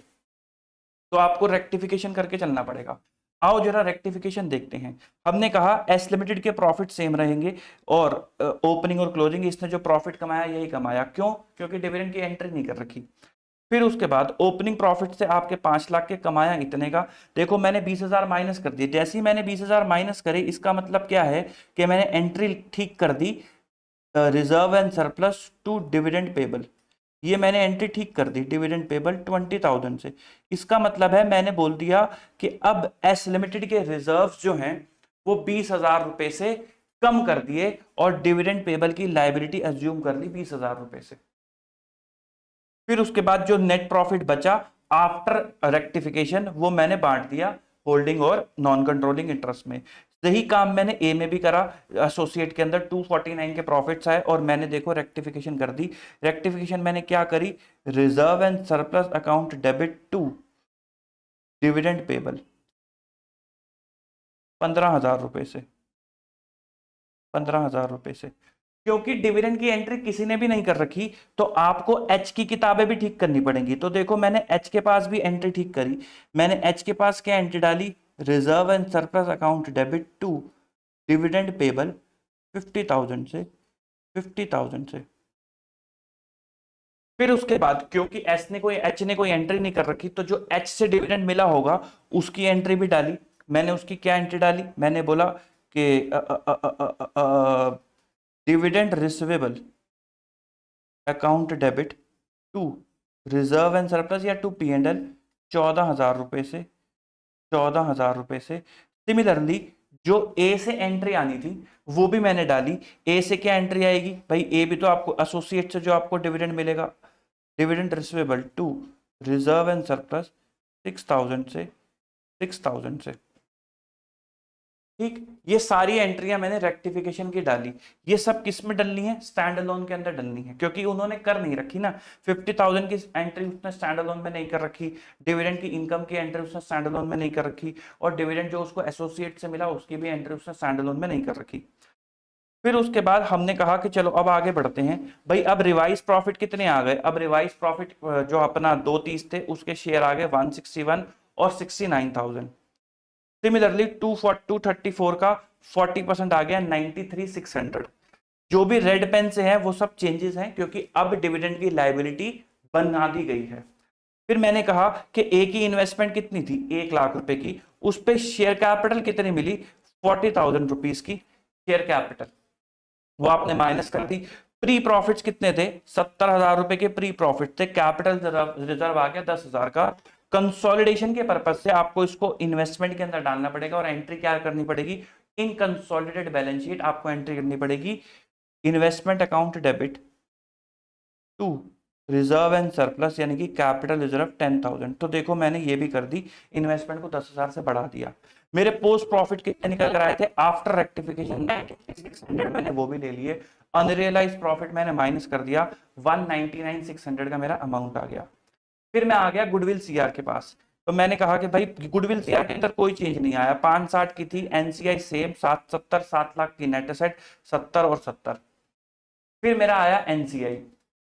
एनसीआई भाई मेरा 210 का था डेट ऑफ एक्विजिशन पे, उसमें मैंने जोड़े उसके पोस्ट प्रॉफिट जो कि कितने आ रहे थे 69,000। ये भी वैसे रेड पेन में आना चाहिए था क्योंकि ये भी चेंज हो गए। 69,000 कैसे आया, 2,30,000 का 30%। 2,30,000 का 30% 69,000, तो टोटल हो गया 2,79,000।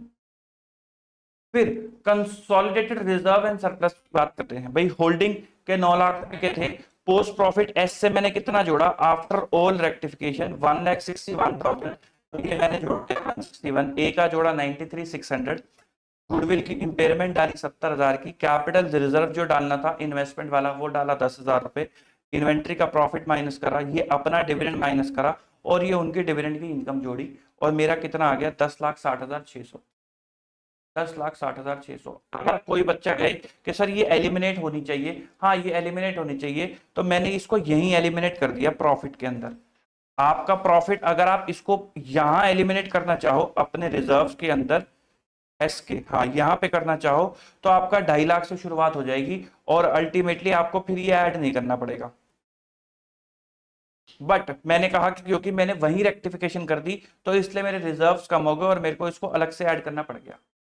इंस्टीट्यूट ने भी यही अप्रोच फॉलो कर रखी है। ठीक, उसके बाद बात करते हैं तीनों बैलेंस शीटों की। तो देखो जी, प्रॉपर्टी प्लांट इक्विपमेंट का आया अपना और उसका 10,30,000, इनटेंजिबल गुडविल पूरी इंपेयर हो चुकी थी। इन्वेस्टमेंट इन ए 2,05,600 कैसे आई? ये आई जी, जिसके अंदर आपने डिविडेंड क्या करा था, आपने dividend dividend dividend dividend declare करा था और कोई एंट्री नहीं ली थी, तो उसमें इन्वेस्टमेंट इन ए कितनी निकल कर आई थी? 2,05,600 की।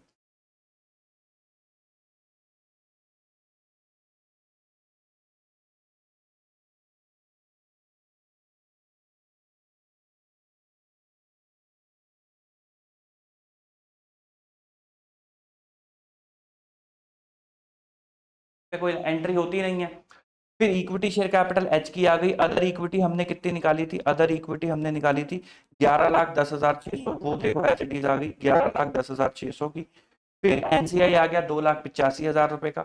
लाइबिलिटी उसकी और अपनी 5,50,000 रुपए की।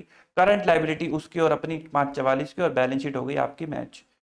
दूसरे केस के अंदर जहां पे आपने कहा था कि डिविडेंड की लाइबिलिटी है, अब देखो सबसे दिमाग सोचो, आप ऐसे समझो, उसके पास डिविडेंड पेबल आ रहा है 20,000 रुपए का, और आपके पास डिविडेंड रिसीवेबल आ रहा है 14,000 रुपए का स्टैंड अलोन के अंदर। तो 20 में से 14 गए, नेट डिविडेंड पेबल बच गया 6,000 रुपए का माइनॉरिटी का, वो मैंने यहां लिख दिया। होल्डिंग की स्टैंड अलोन में डिविडेंड पेबल आ रहा है 50,000 रुपए का, वो भी मैंने यहां लिख दिया। 50 और 6 56 का डिविडेंड पेबल आ गया। फिर एसोसिएट के पास जो डिविडेंड पेबल आ रहा है 15,000 का, ये आप जोड़ते ही नहीं, इसको आप कंसोलिडेट ही नहीं करते, तो ये आपकी बैलेंस शीट में कहीं आया ही नहीं। होल्डिंग के पास जो डिविडेंड रिसीवेबल आ रहा है 6,000 रुपए का, वो मैंने यहां लिख दिया। रेस्ट जो है इन्वेस्टमेंट इन ए लिमिटेड 1,99,600, वो यहां से आ रही है 1,99,600, और जो एनसीआई का हिस्सा है 2,79,000, वो देखो ये आ रहा है 2,79,000, ये आ रहा है। रिजर्व एंड सरप्लस आपके कितने आ रहे थे? 10,60,600, ये आ रहे 10,60,600। पेमेंट की बात कर लेते हैं। थर्ड अजम्पशन में क्या है? डिविडेंड डिक्लेयर अप्रूव हो गया और पे हो गया। क्योंकि पे हो गया, तो मुझे जरा एक बात बताओ, इस डिविडेंड पेबल की जगह आप क्या लिखोगे? बैंक। इस डिविडेंड रिसीवेबल की जगह क्या लिखोगे? बैंक। इस डिविडेंड रिसीवेबल की जगह क्या लिखोगे? बैंक। और यहां पर भी ए लिमिटेड के पास क्या लिखोगे? बैंक, क्योंकि पे कर दिया ना सबने अब, और यहां पर भी क्या करोगे? बैंक।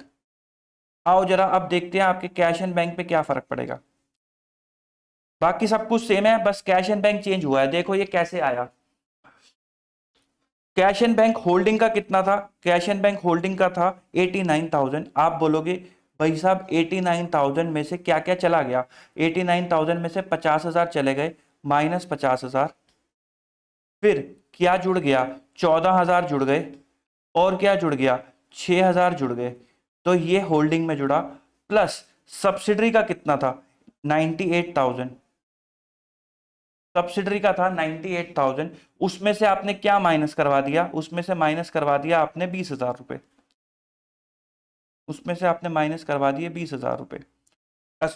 एसोसिएट का बैंक आप जोड़ते नहीं। 89,000 minus 50,000 plus 14,000 plus 6,000 plus 98,000 minus 20,000, ये टोटल आता है 1,37,000।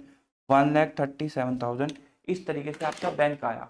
तो हमने जो उसने रेक्टिफिकेशन करनी थी वो भी करी। कल को वो आपको बोल दे कि भाई साहब डिविडेंड पे करा बट एंट्री नहीं करी, तो आपको पता होना चाहिए ना कि आपको कहाँ कहाँ किस तरीके से सोचना है।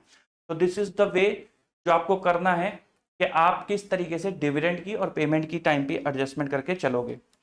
ठीक, सबसे बढ़िया शॉर्टकट क्या था? 187 आप कह रहे हो कैश एंड कैश है, 6000 मिल गया, 187 प्लस 6 माइनस 56 दे दिया, टोटल 137 आ गया, खत्म। एनीवे आगे बढ़ते हैं। 31 दिसंबर 2001 को एंटिटी ए इशू करता है 2.5 share in exchange for each ordinary share of entity B. All of the entity B share holder exchange their share in entity B. और सभी लोगों ने अपने शेयर जो है एक्सचेंज कर दिए और ए ने इशू करे हैं हर एक शेयर के बदले 2.5 शेयर। देयरफॉर एंटिटी ए ने इशू करे हैं 150 share in exchange for all 60 share of entity B. ठीक बात है। The fair value of each ordinary share of entity B is 40 और market price of A is 16। The fair value of entity A identifiable asset and liability are the same as the carrying amount except that non current asset की value 1500 है। Balance sheet आपको entity A और B की दे रखी है, कोई दिक्कत नहीं है। Assume that entity B earning for the annual period was 600 and consolidated earning was 800. Assume also that also no change in the number of ordinary share issued by entity B during the annual period 31 March 1 during the period 1 January to date of reverse acquisition on 31 December. आपको निकालना है fair value of the consideration transfer measure goodwill और prepare करनी है balance sheet. तो आओ जरा एक बार रिवर्स एक्विजिशन भी समझ लो। देखो क्या होता है रिवर्स एक्विजिशन। जनरल रूल क्या है, इंड AS 103 कहता है कि जो कंपनी शेयर इशू करेगी, जो कंपनी पीसी इशू करेगी, वही कंपनी कौन है? खरीदने वाली कंपनी है, बाइंग कंपनी है। वो कंपनी खरीद रही है दूसरी कंपनी को, तभी तो पीसी दे रही है, तभी तो कुछ इशू कर रही है उसके बदले। तो वही कंपनी आपकी एक्वायरर कंपनी बनती है या बाइंग कंपनी बनती है। बट अगर खरीदने के बाद किसी दूसरी कंपनी का स्टेक ज्यादा है, तो फिर ये वाली कंपनी जो इशू कर रही है वो एक्चुअली में बिकी हुई कंपनी है, वो बिक रही है, खरीद कोई और रहा है, तो इसको बोल देते हैं रिवर्स एक्विजिशन। जैसे फॉर एग्जांपल मैंने इसी की पिक्चर बना रखी है कि ए लिमिटेड के पास 100 शेयर हैं, बी लिमिटेड के पास 40 शेयर हैं। लीगल डॉक्यूमेंट कागज क्या कहता है कि ए लिमिटेड इशू कर रहा है 150 शेयर बी लिमिटेड को। ये रहे बी के शेयर होल्डर, ये रहे ए के शेयर होल्डर। ए इनको 150 शेयर इशू कर रहा है, सॉरी बी पे एरो गलत लगा हुआ है, एक्चुअली में ये इनको इशू कर रहा है 150 शेयर। जब कंबाइन बैलेंस शीट बनेगी ए और बी की, तो ए के पास 100 शेयर थे, उसने 150 और इशू कर दिए, तो टोटल हो गए 250 शेयर। अब ए और बी में ए के शेयर होल्डर भी हैं जिन्होंने 100 शेयर ले रखे हैं, बी के शेयर भी हैं जिन्होंने 150 ले रखे हैं, और टोटल कितने शेयर्स हैं? 250 शेयर हैं। अगर आप परसेंटेज देखोगे तो बी वालों ने 60% होल्ड कर रखा है। तो एक्चुअली में आपको लीगली तो ये दिख रहा है कि ए ने कुछ इशू करा है और कंपनी खरीदी है, बट कंपनी बिक जाने के बाद बी के लोग ज्यादा कंट्रोल कर रहे हैं। हेंस बी क्या है? बी ही एक्चुअली में कंट्रोल करता है। तो आपके लिए बी को बोल देते हैं अकाउंटिंग एक्वायरर, और ए को बोल देते हैं लीगल एक्वायरर या फिर लीगल पेरेंट, और ए को बोल देते हैं अकाउंटिंग एक्वायरी। तो देखो मैंने ए का नाम लिखा हुआ है लीगल पेरेंट और या अकाउंटिंग सब्सिडरी, और बी को बोल रखा है लीगल सब्सिडरी या फिर अकाउंटिंग पेरेंट। तो आपके लिए अकाउंट्स के लिए इंड AS के लिए भाई बी क्या है? बी एक्चुअली में ए को खरीद रहा है। आप क्या मानोगे कि भाई ये दिखने को तो भले ही ए है कि पीसी इशू कर रहा है और खरीद रहा है, लेकिन हमारे चश्मे से देखोगे, हमारी नजर से देखोगे, सब्सटेंस ओवर फॉर्म पे देखोगे, तो एक्चुअली में बी जो है वो ए को खरीद रहा है। तो आप बोलोगे अच्छा अगर बी ए को, अगर ये लोग ऐसा कुछ ना करते, ये जो विंडो ड्रेसिंग इन्होंने कर दी है कागजों के अंदर, ये ना करते, ये एक्चुअली में यही दिखाते कि बी ही ए को खरीद रहा है, तो बी कितने शेयर इशू करता वो हमें निकालना है, वो हमारी पीसी होती है। तो आओ जरा मेरे साथ साथ सोचो, मैं आपको कह रहा हूं कि पोस्ट कंसोलिडेशन बी के पास 60% शेयर हैं। अगर बी ही इशू करता तो बी के पास 40 शेयर रहते और बी कुछ शेयर इशू करता। ये रहे बी के शेयर। बी के पास 40 शेयर हैं और बी ने ए को कुछ शेयर इशू करे क्योंकि बी ने ए को खरीदा है। बी ने शेयर इशू इतने करे कि शेयर इशू करने के बाद जो टोटल कैपिटल आई उसमें जो उसके 40% शेयर हैं वो अभी भी 60% होल्डिंग रखते हैं। आपको मेरी बात समझ में आ रही है? मैं कह रहा हूं बी ने उतने शेयर इशू करे ए को कि शेयर इशू करने के बाद जो टोटल शेयर आए उसमें अगर मैं बी का परसेंटेज निकालूं तो वो अभी भी 60% आता है। क्योंकि पोस्ट होल्डिंग बी 60% होल्ड करता है। जैसे आपने निकाला था कि भाई ए के पास 100 शेयर थे, बी को 150 शेयर इशू करे, तो बी की होल्डिंग कितनी है? बी की होल्डिंग 60% है। तो मैं कह रहा हूं बी के पास अभी 40 शेयर हैं, बी कुछ शेयर ए को और इशू करेगा, जितने भी शेयर इशू करेगा उसके बाद जो टोटल शेयर आएंगे उसको अगर मैं 60% से मल्टीप्लाई करूं तो मेरे पे 40 आना चाहिए, जो कि बी के शेयर है। मैं फिर से बोलता हूं, 40 शेयर बी के पास हैं, वो कुछ शेयर ए को इश्यू करेगा, जितने भी इश्यू करेगा जो टोटल आएंगे उसका 60% जो भी शेयर आएंगे 40 वो बी के होने चाहिए। तो मैंने कहा कि मान लेते हैं बी एक्स शेयर इशू करेगा, तो टोटल शेयर कितने हो जाएंगे आफ्टर इशू? वो हो जाएंगे 60 प्लस एक्स। इसका 60% क्या आना चाहिए? जो शेयर बी के शेयर होल्डर के पास है, जो कि क्या है 40। तो मैं 40 है 60 है, हाँ मैंने उल्टा लिख रखा है, सॉरी सॉरी, यहाँ पे ना 60 है, तो यहाँ पे आप 60 कर लेना, ये गलत लिख रखा है, ये 60 है, ठीक है। तो मैंने कहा कि भाई 60 शेयर बी के पास अभी हैं, एक्स और इशू करेगा, तो टोटल कितने हो जाएंगे? 60 प्लस एक्स। टोटल कैपिटल कितनी? मैं दोबारा समझा देता हूं, मुझे लगता है कि 60 में कंफ्यूज हो गए होंगे। मैं कह रहा हूं कि बी लिमिटेड ए लिमिटेड को कुछ शेयर इशू करेगा, हमें नहीं पता कितने। भाई मुद्दा क्या हुआ है? मुद्दा हुआ है ए ने शेयर दिए हैं बी को, एक्चुअली में 150 शेयर दिए हैं, तो कागज देख के लग रहा है कि ए खरीद रहा है, लेकिन जब हमने सब्सटेंस ओवर फॉर्म का चश्मा पहना तो हमें पता चला कि भाई बी ने खरीदा है। और बी की होल्डिंग कितनी हो जाएगी खरीदने के बाद? 60%। तो हम कहते हैं कि अगर बी को 60% होल्डिंग चाहिए थी और वो ऐसे विंडो ड्रेसिंग, ऐसे कर्मकांड ना करता, तो वो कितने शेयर इशू करता ए को? तो मैंने निकाला कि भाई बी के पास आज शेयर कितने हैं? 60। वो कितने भी इशू करे ए को हमें नहीं पता, जो भी टोटल शेयर आएंगे उसको जब मैं 60% से मल्टीप्लाई करूंगा तो मेरे पास आने चाहिए बी के शेयर, तभी तो कंसोलिडेशन कर पाओगे कि बी ने ए को खरीदा है। तो यानी कि मैंने कहा अगर एक्स शेयर इशू करें हैं, टोटल शेयर कितने हो जाएंगे? 60 प्लस एक्स। इसका 60% कितना आना चाहिए? जो बी के शेयर हैं, जो कि कितने हैं? 60, यानी कि बी के शेयर होल्डर के पास जो शेयर हैं। तो 60 प्लस एक्स का 60% आ गया 60। मैंने एक्स की वैल्यू निकाली तो 40। तो बी कितने शेयर इशू करेगा ए को? 40 शेयर इशू करेगा। बी के एक शेयर की वैल्यू कितनी है? 40। बी के एक शेयर की वैल्यू कितनी है? कहाँ गया कहाँ गया? ऊपर लिखिए क्या?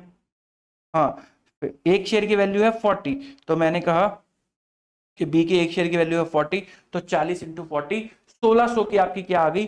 पीसी निकल कर आ गई। आइडेंटिफाइबल नेट एसेट निकाली 1300 की। कैसे निकाली 1300 की? तो देखो जी, करंट एसेट 500, ये 1500, 2000, 2000 माइनस 300, 2000 माइनस 300 और फिर माइनस 400, तो 1300। गुडविल आगे 300 की। कंसोलिडेटेड बैलेंस शीट बना दी 1500 और 3000। इंटेंजिबल ये दिखा दिए, current asset 1200, equity share capital जो 1600 इशू करे वो 2200, other equity, current liability, non current liability combine करके लिख दी 6000। कोई दिक्कत वाली बात नहीं है, मेन पॉइंट इसके अंदर पीसी वाला ही होता है।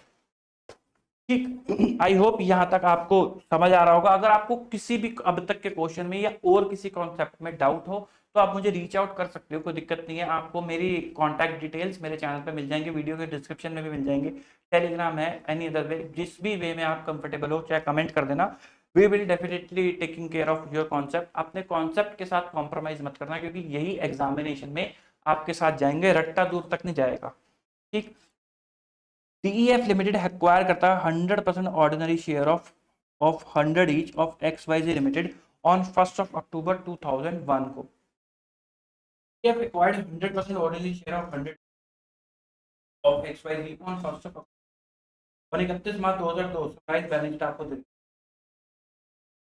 The retained earning of XYZ showed a credit balance of on 1st of April, और उसने कब एक्वायर करा है? अक्टूबर।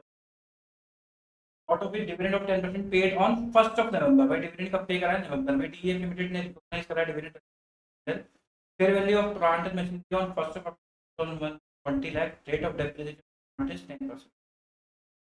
Following are the increase on comparison of fair value as per the respective days with value on 1st of October। अब जब हमने compare करी तो ये बढ़ गया 1 लाख से, लैंड बढ़ गया 10 लाख से, इन्वेंटरी बढ़ गई 1.5 लाख से। इट में भी assumed that inventory is still unsold on the balance sheet date, trade payable also not yet settled।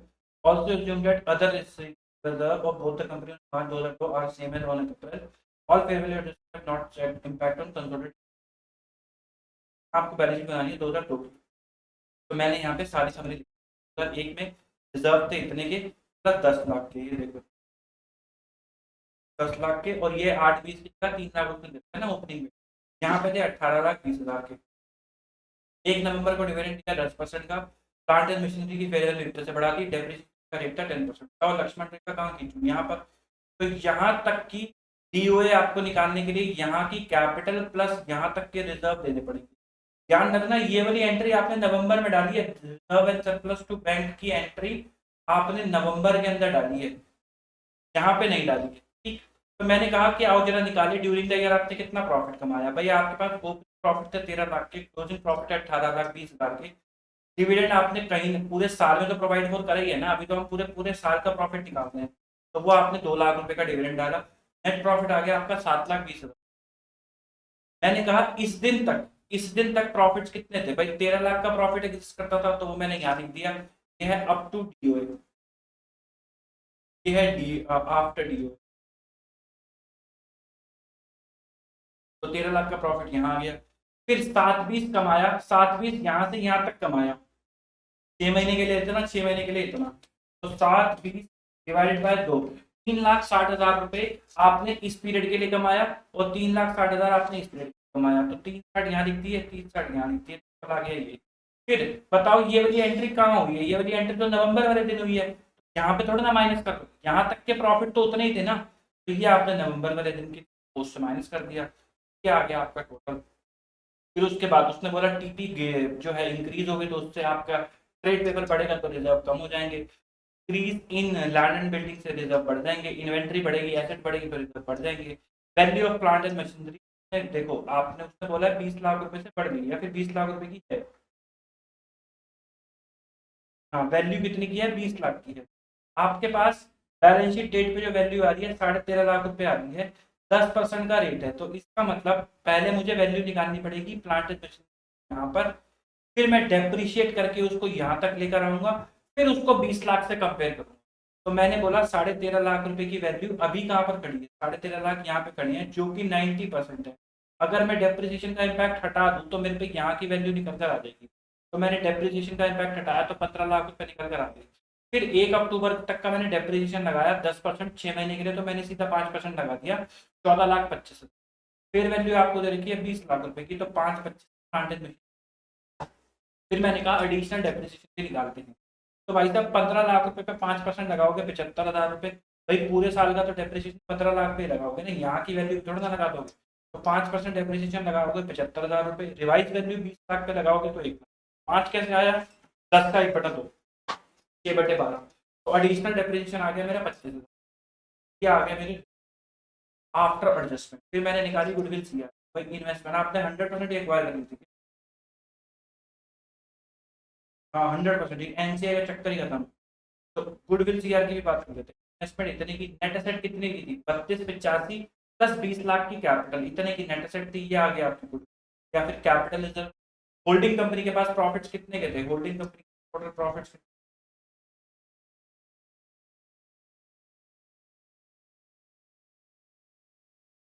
Holding company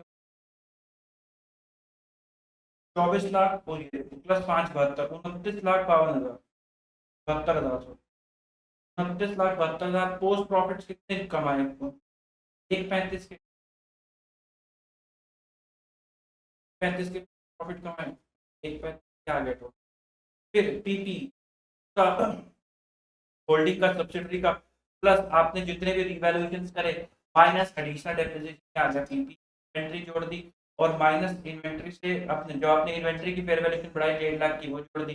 trade receivable दोनों कंपनियों के, कैश एंड कैश इक्विवेलेंट दोनों company, equity share capital holding की, other equity में capital reserve जोड़ के जो 31,07,000 है, इसके अंदर कैपिटल रिजर्व जोड़, बैंक ओडी जो दोनों कंपनियों का आ रहा है, वो ट्रेड पेबल की वैल्यू बढ़ गई 745, बैलेंस शीट आपकी ठीक। आगे बढ़ते हैं। Balance sheet of H limited and H limited on 31 March 2024 पर एज फॉलो। देखिए ऑन 1 अप्रैल 2023 ये आपको बैलेंस शीट देखिए 24 की, तो एक ही साल का question.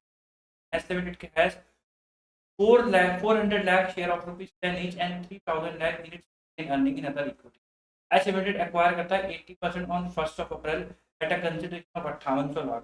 Following changes in the book value of identifiable net of S limited on 1 April 2023 are to be for arriving the fair value of identifiable net asset to record changes in the fair value.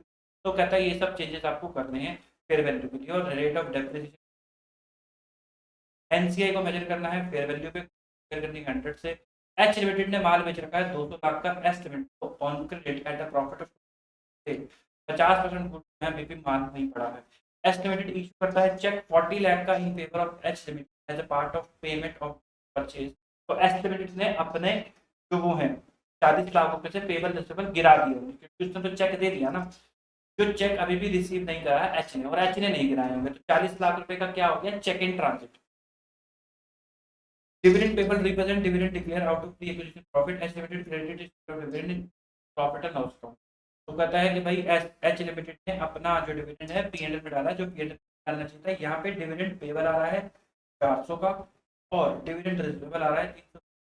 भाई पहले क्या चलता था ना accounting standard में, जब आप पढ़ते हो तो सोर्स बेस्ड कॉन्सेप्ट चलता है।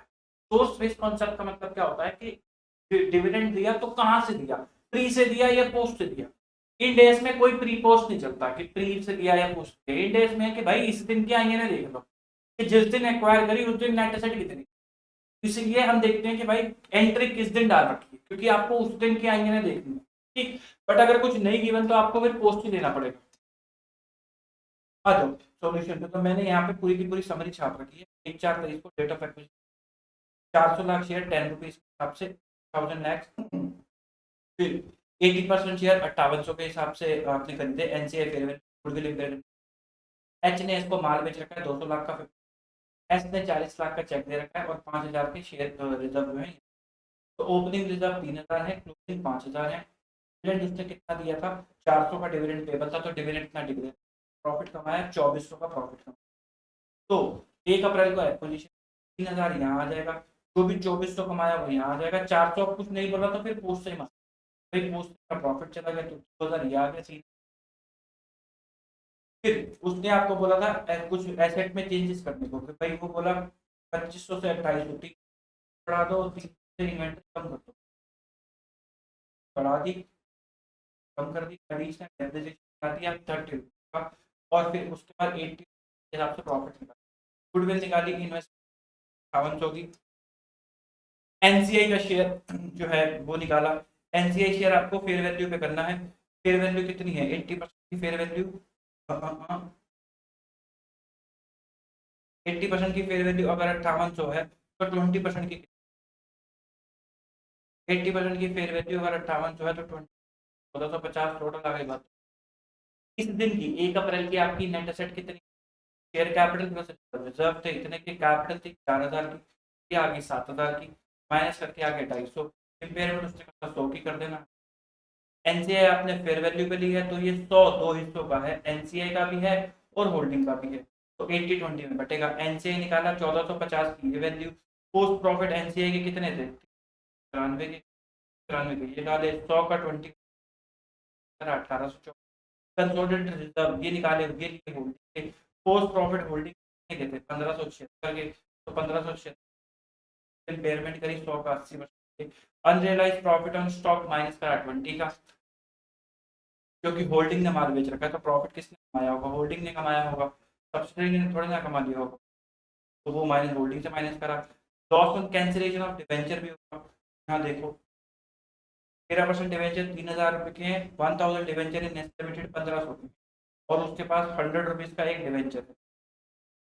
तो आपके पास नॉमिनल वैल्यू के जाएंगे 1100 किसमें है, इन लाख में, तो 1 लाख रुपए के डिवेंचर कटेंगे और 1500 लाख की इन्वेस्टमेंट उड़ेगी, तो 1499 लाख का लॉस आ जाएगा।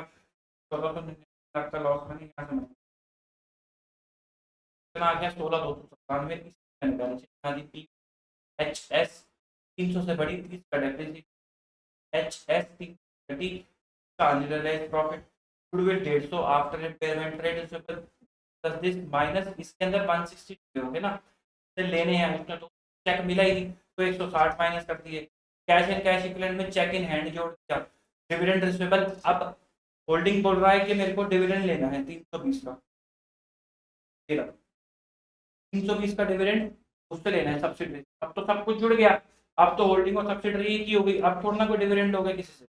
320 की जगह मैंने क्या लिख दिया, 320 की जगह आ गया। इक्विटी शेयर कैपिटल आ गई 10,000 रुपए की। अदर इक्विटी 297 जो वर्किंग नोट में आ रही थी। Minority 1824, working note 297, 1824। फिर 13% डिवेंचर 3,000 में से 1 लाख के माइनस करके 19। ट्रेड पेपर में से 120 माइनस करें, यहाँ से माइनस कितने करे थे, 160। 160 माइनस 40 करोगे तो देखो 120, क्योंकि ये लोग भाई इस 600 में तो 120 ही शामिल है ना, उसके हिसाब तो 40 की पेमेंट होगी तो 120 माइनस कर दिए। इस 3,000 में 160 शामिल है, क्योंकि उसे चेक ही नहीं मिला तो 160 माइनस कर दिए। 40 जो इन है ट्रांजिट है वो यहाँ दिखा दिया। डिविडेंड टेबल मैंने बताया था आपको, डिविडेंड अब किसका दिखेगा, सिर्फ माइनॉरिटी का। यहाँ पे होल्डिंग ने दिया ही नहीं तो वो जीरो है। माइनॉरिटी का डिविडेंड कितना है, 20%, वो टेबल दिखा दिया। अदर लायबिलिटी आ गया 1500। ये हो गया आपका क्वेश्चन। इसके बाद क्वेश्चन नहीं है। तो आई होप आपको क्लियर हुए होंगे, आपके कॉन्सेप्ट ब्रशअप हुए होंगे, चीजें याद आई होंगी कि हम कैसे करते थे। आपको इसमें कोई दिक्कत आई या इसके अलावा किसी चैप्टर में कोई दिक्कत आई इसलिए फाइनल के अंदर, तो आपके पास मेरी कॉन्टैक्ट डिटेल है, यू कैन रीच आउट। अपने कॉन्सेप्ट के साथ कॉम्प्रोमाइज मत करना, क्योंकि आप तक आपके आगे उस 3 घंटे में काम आएगा।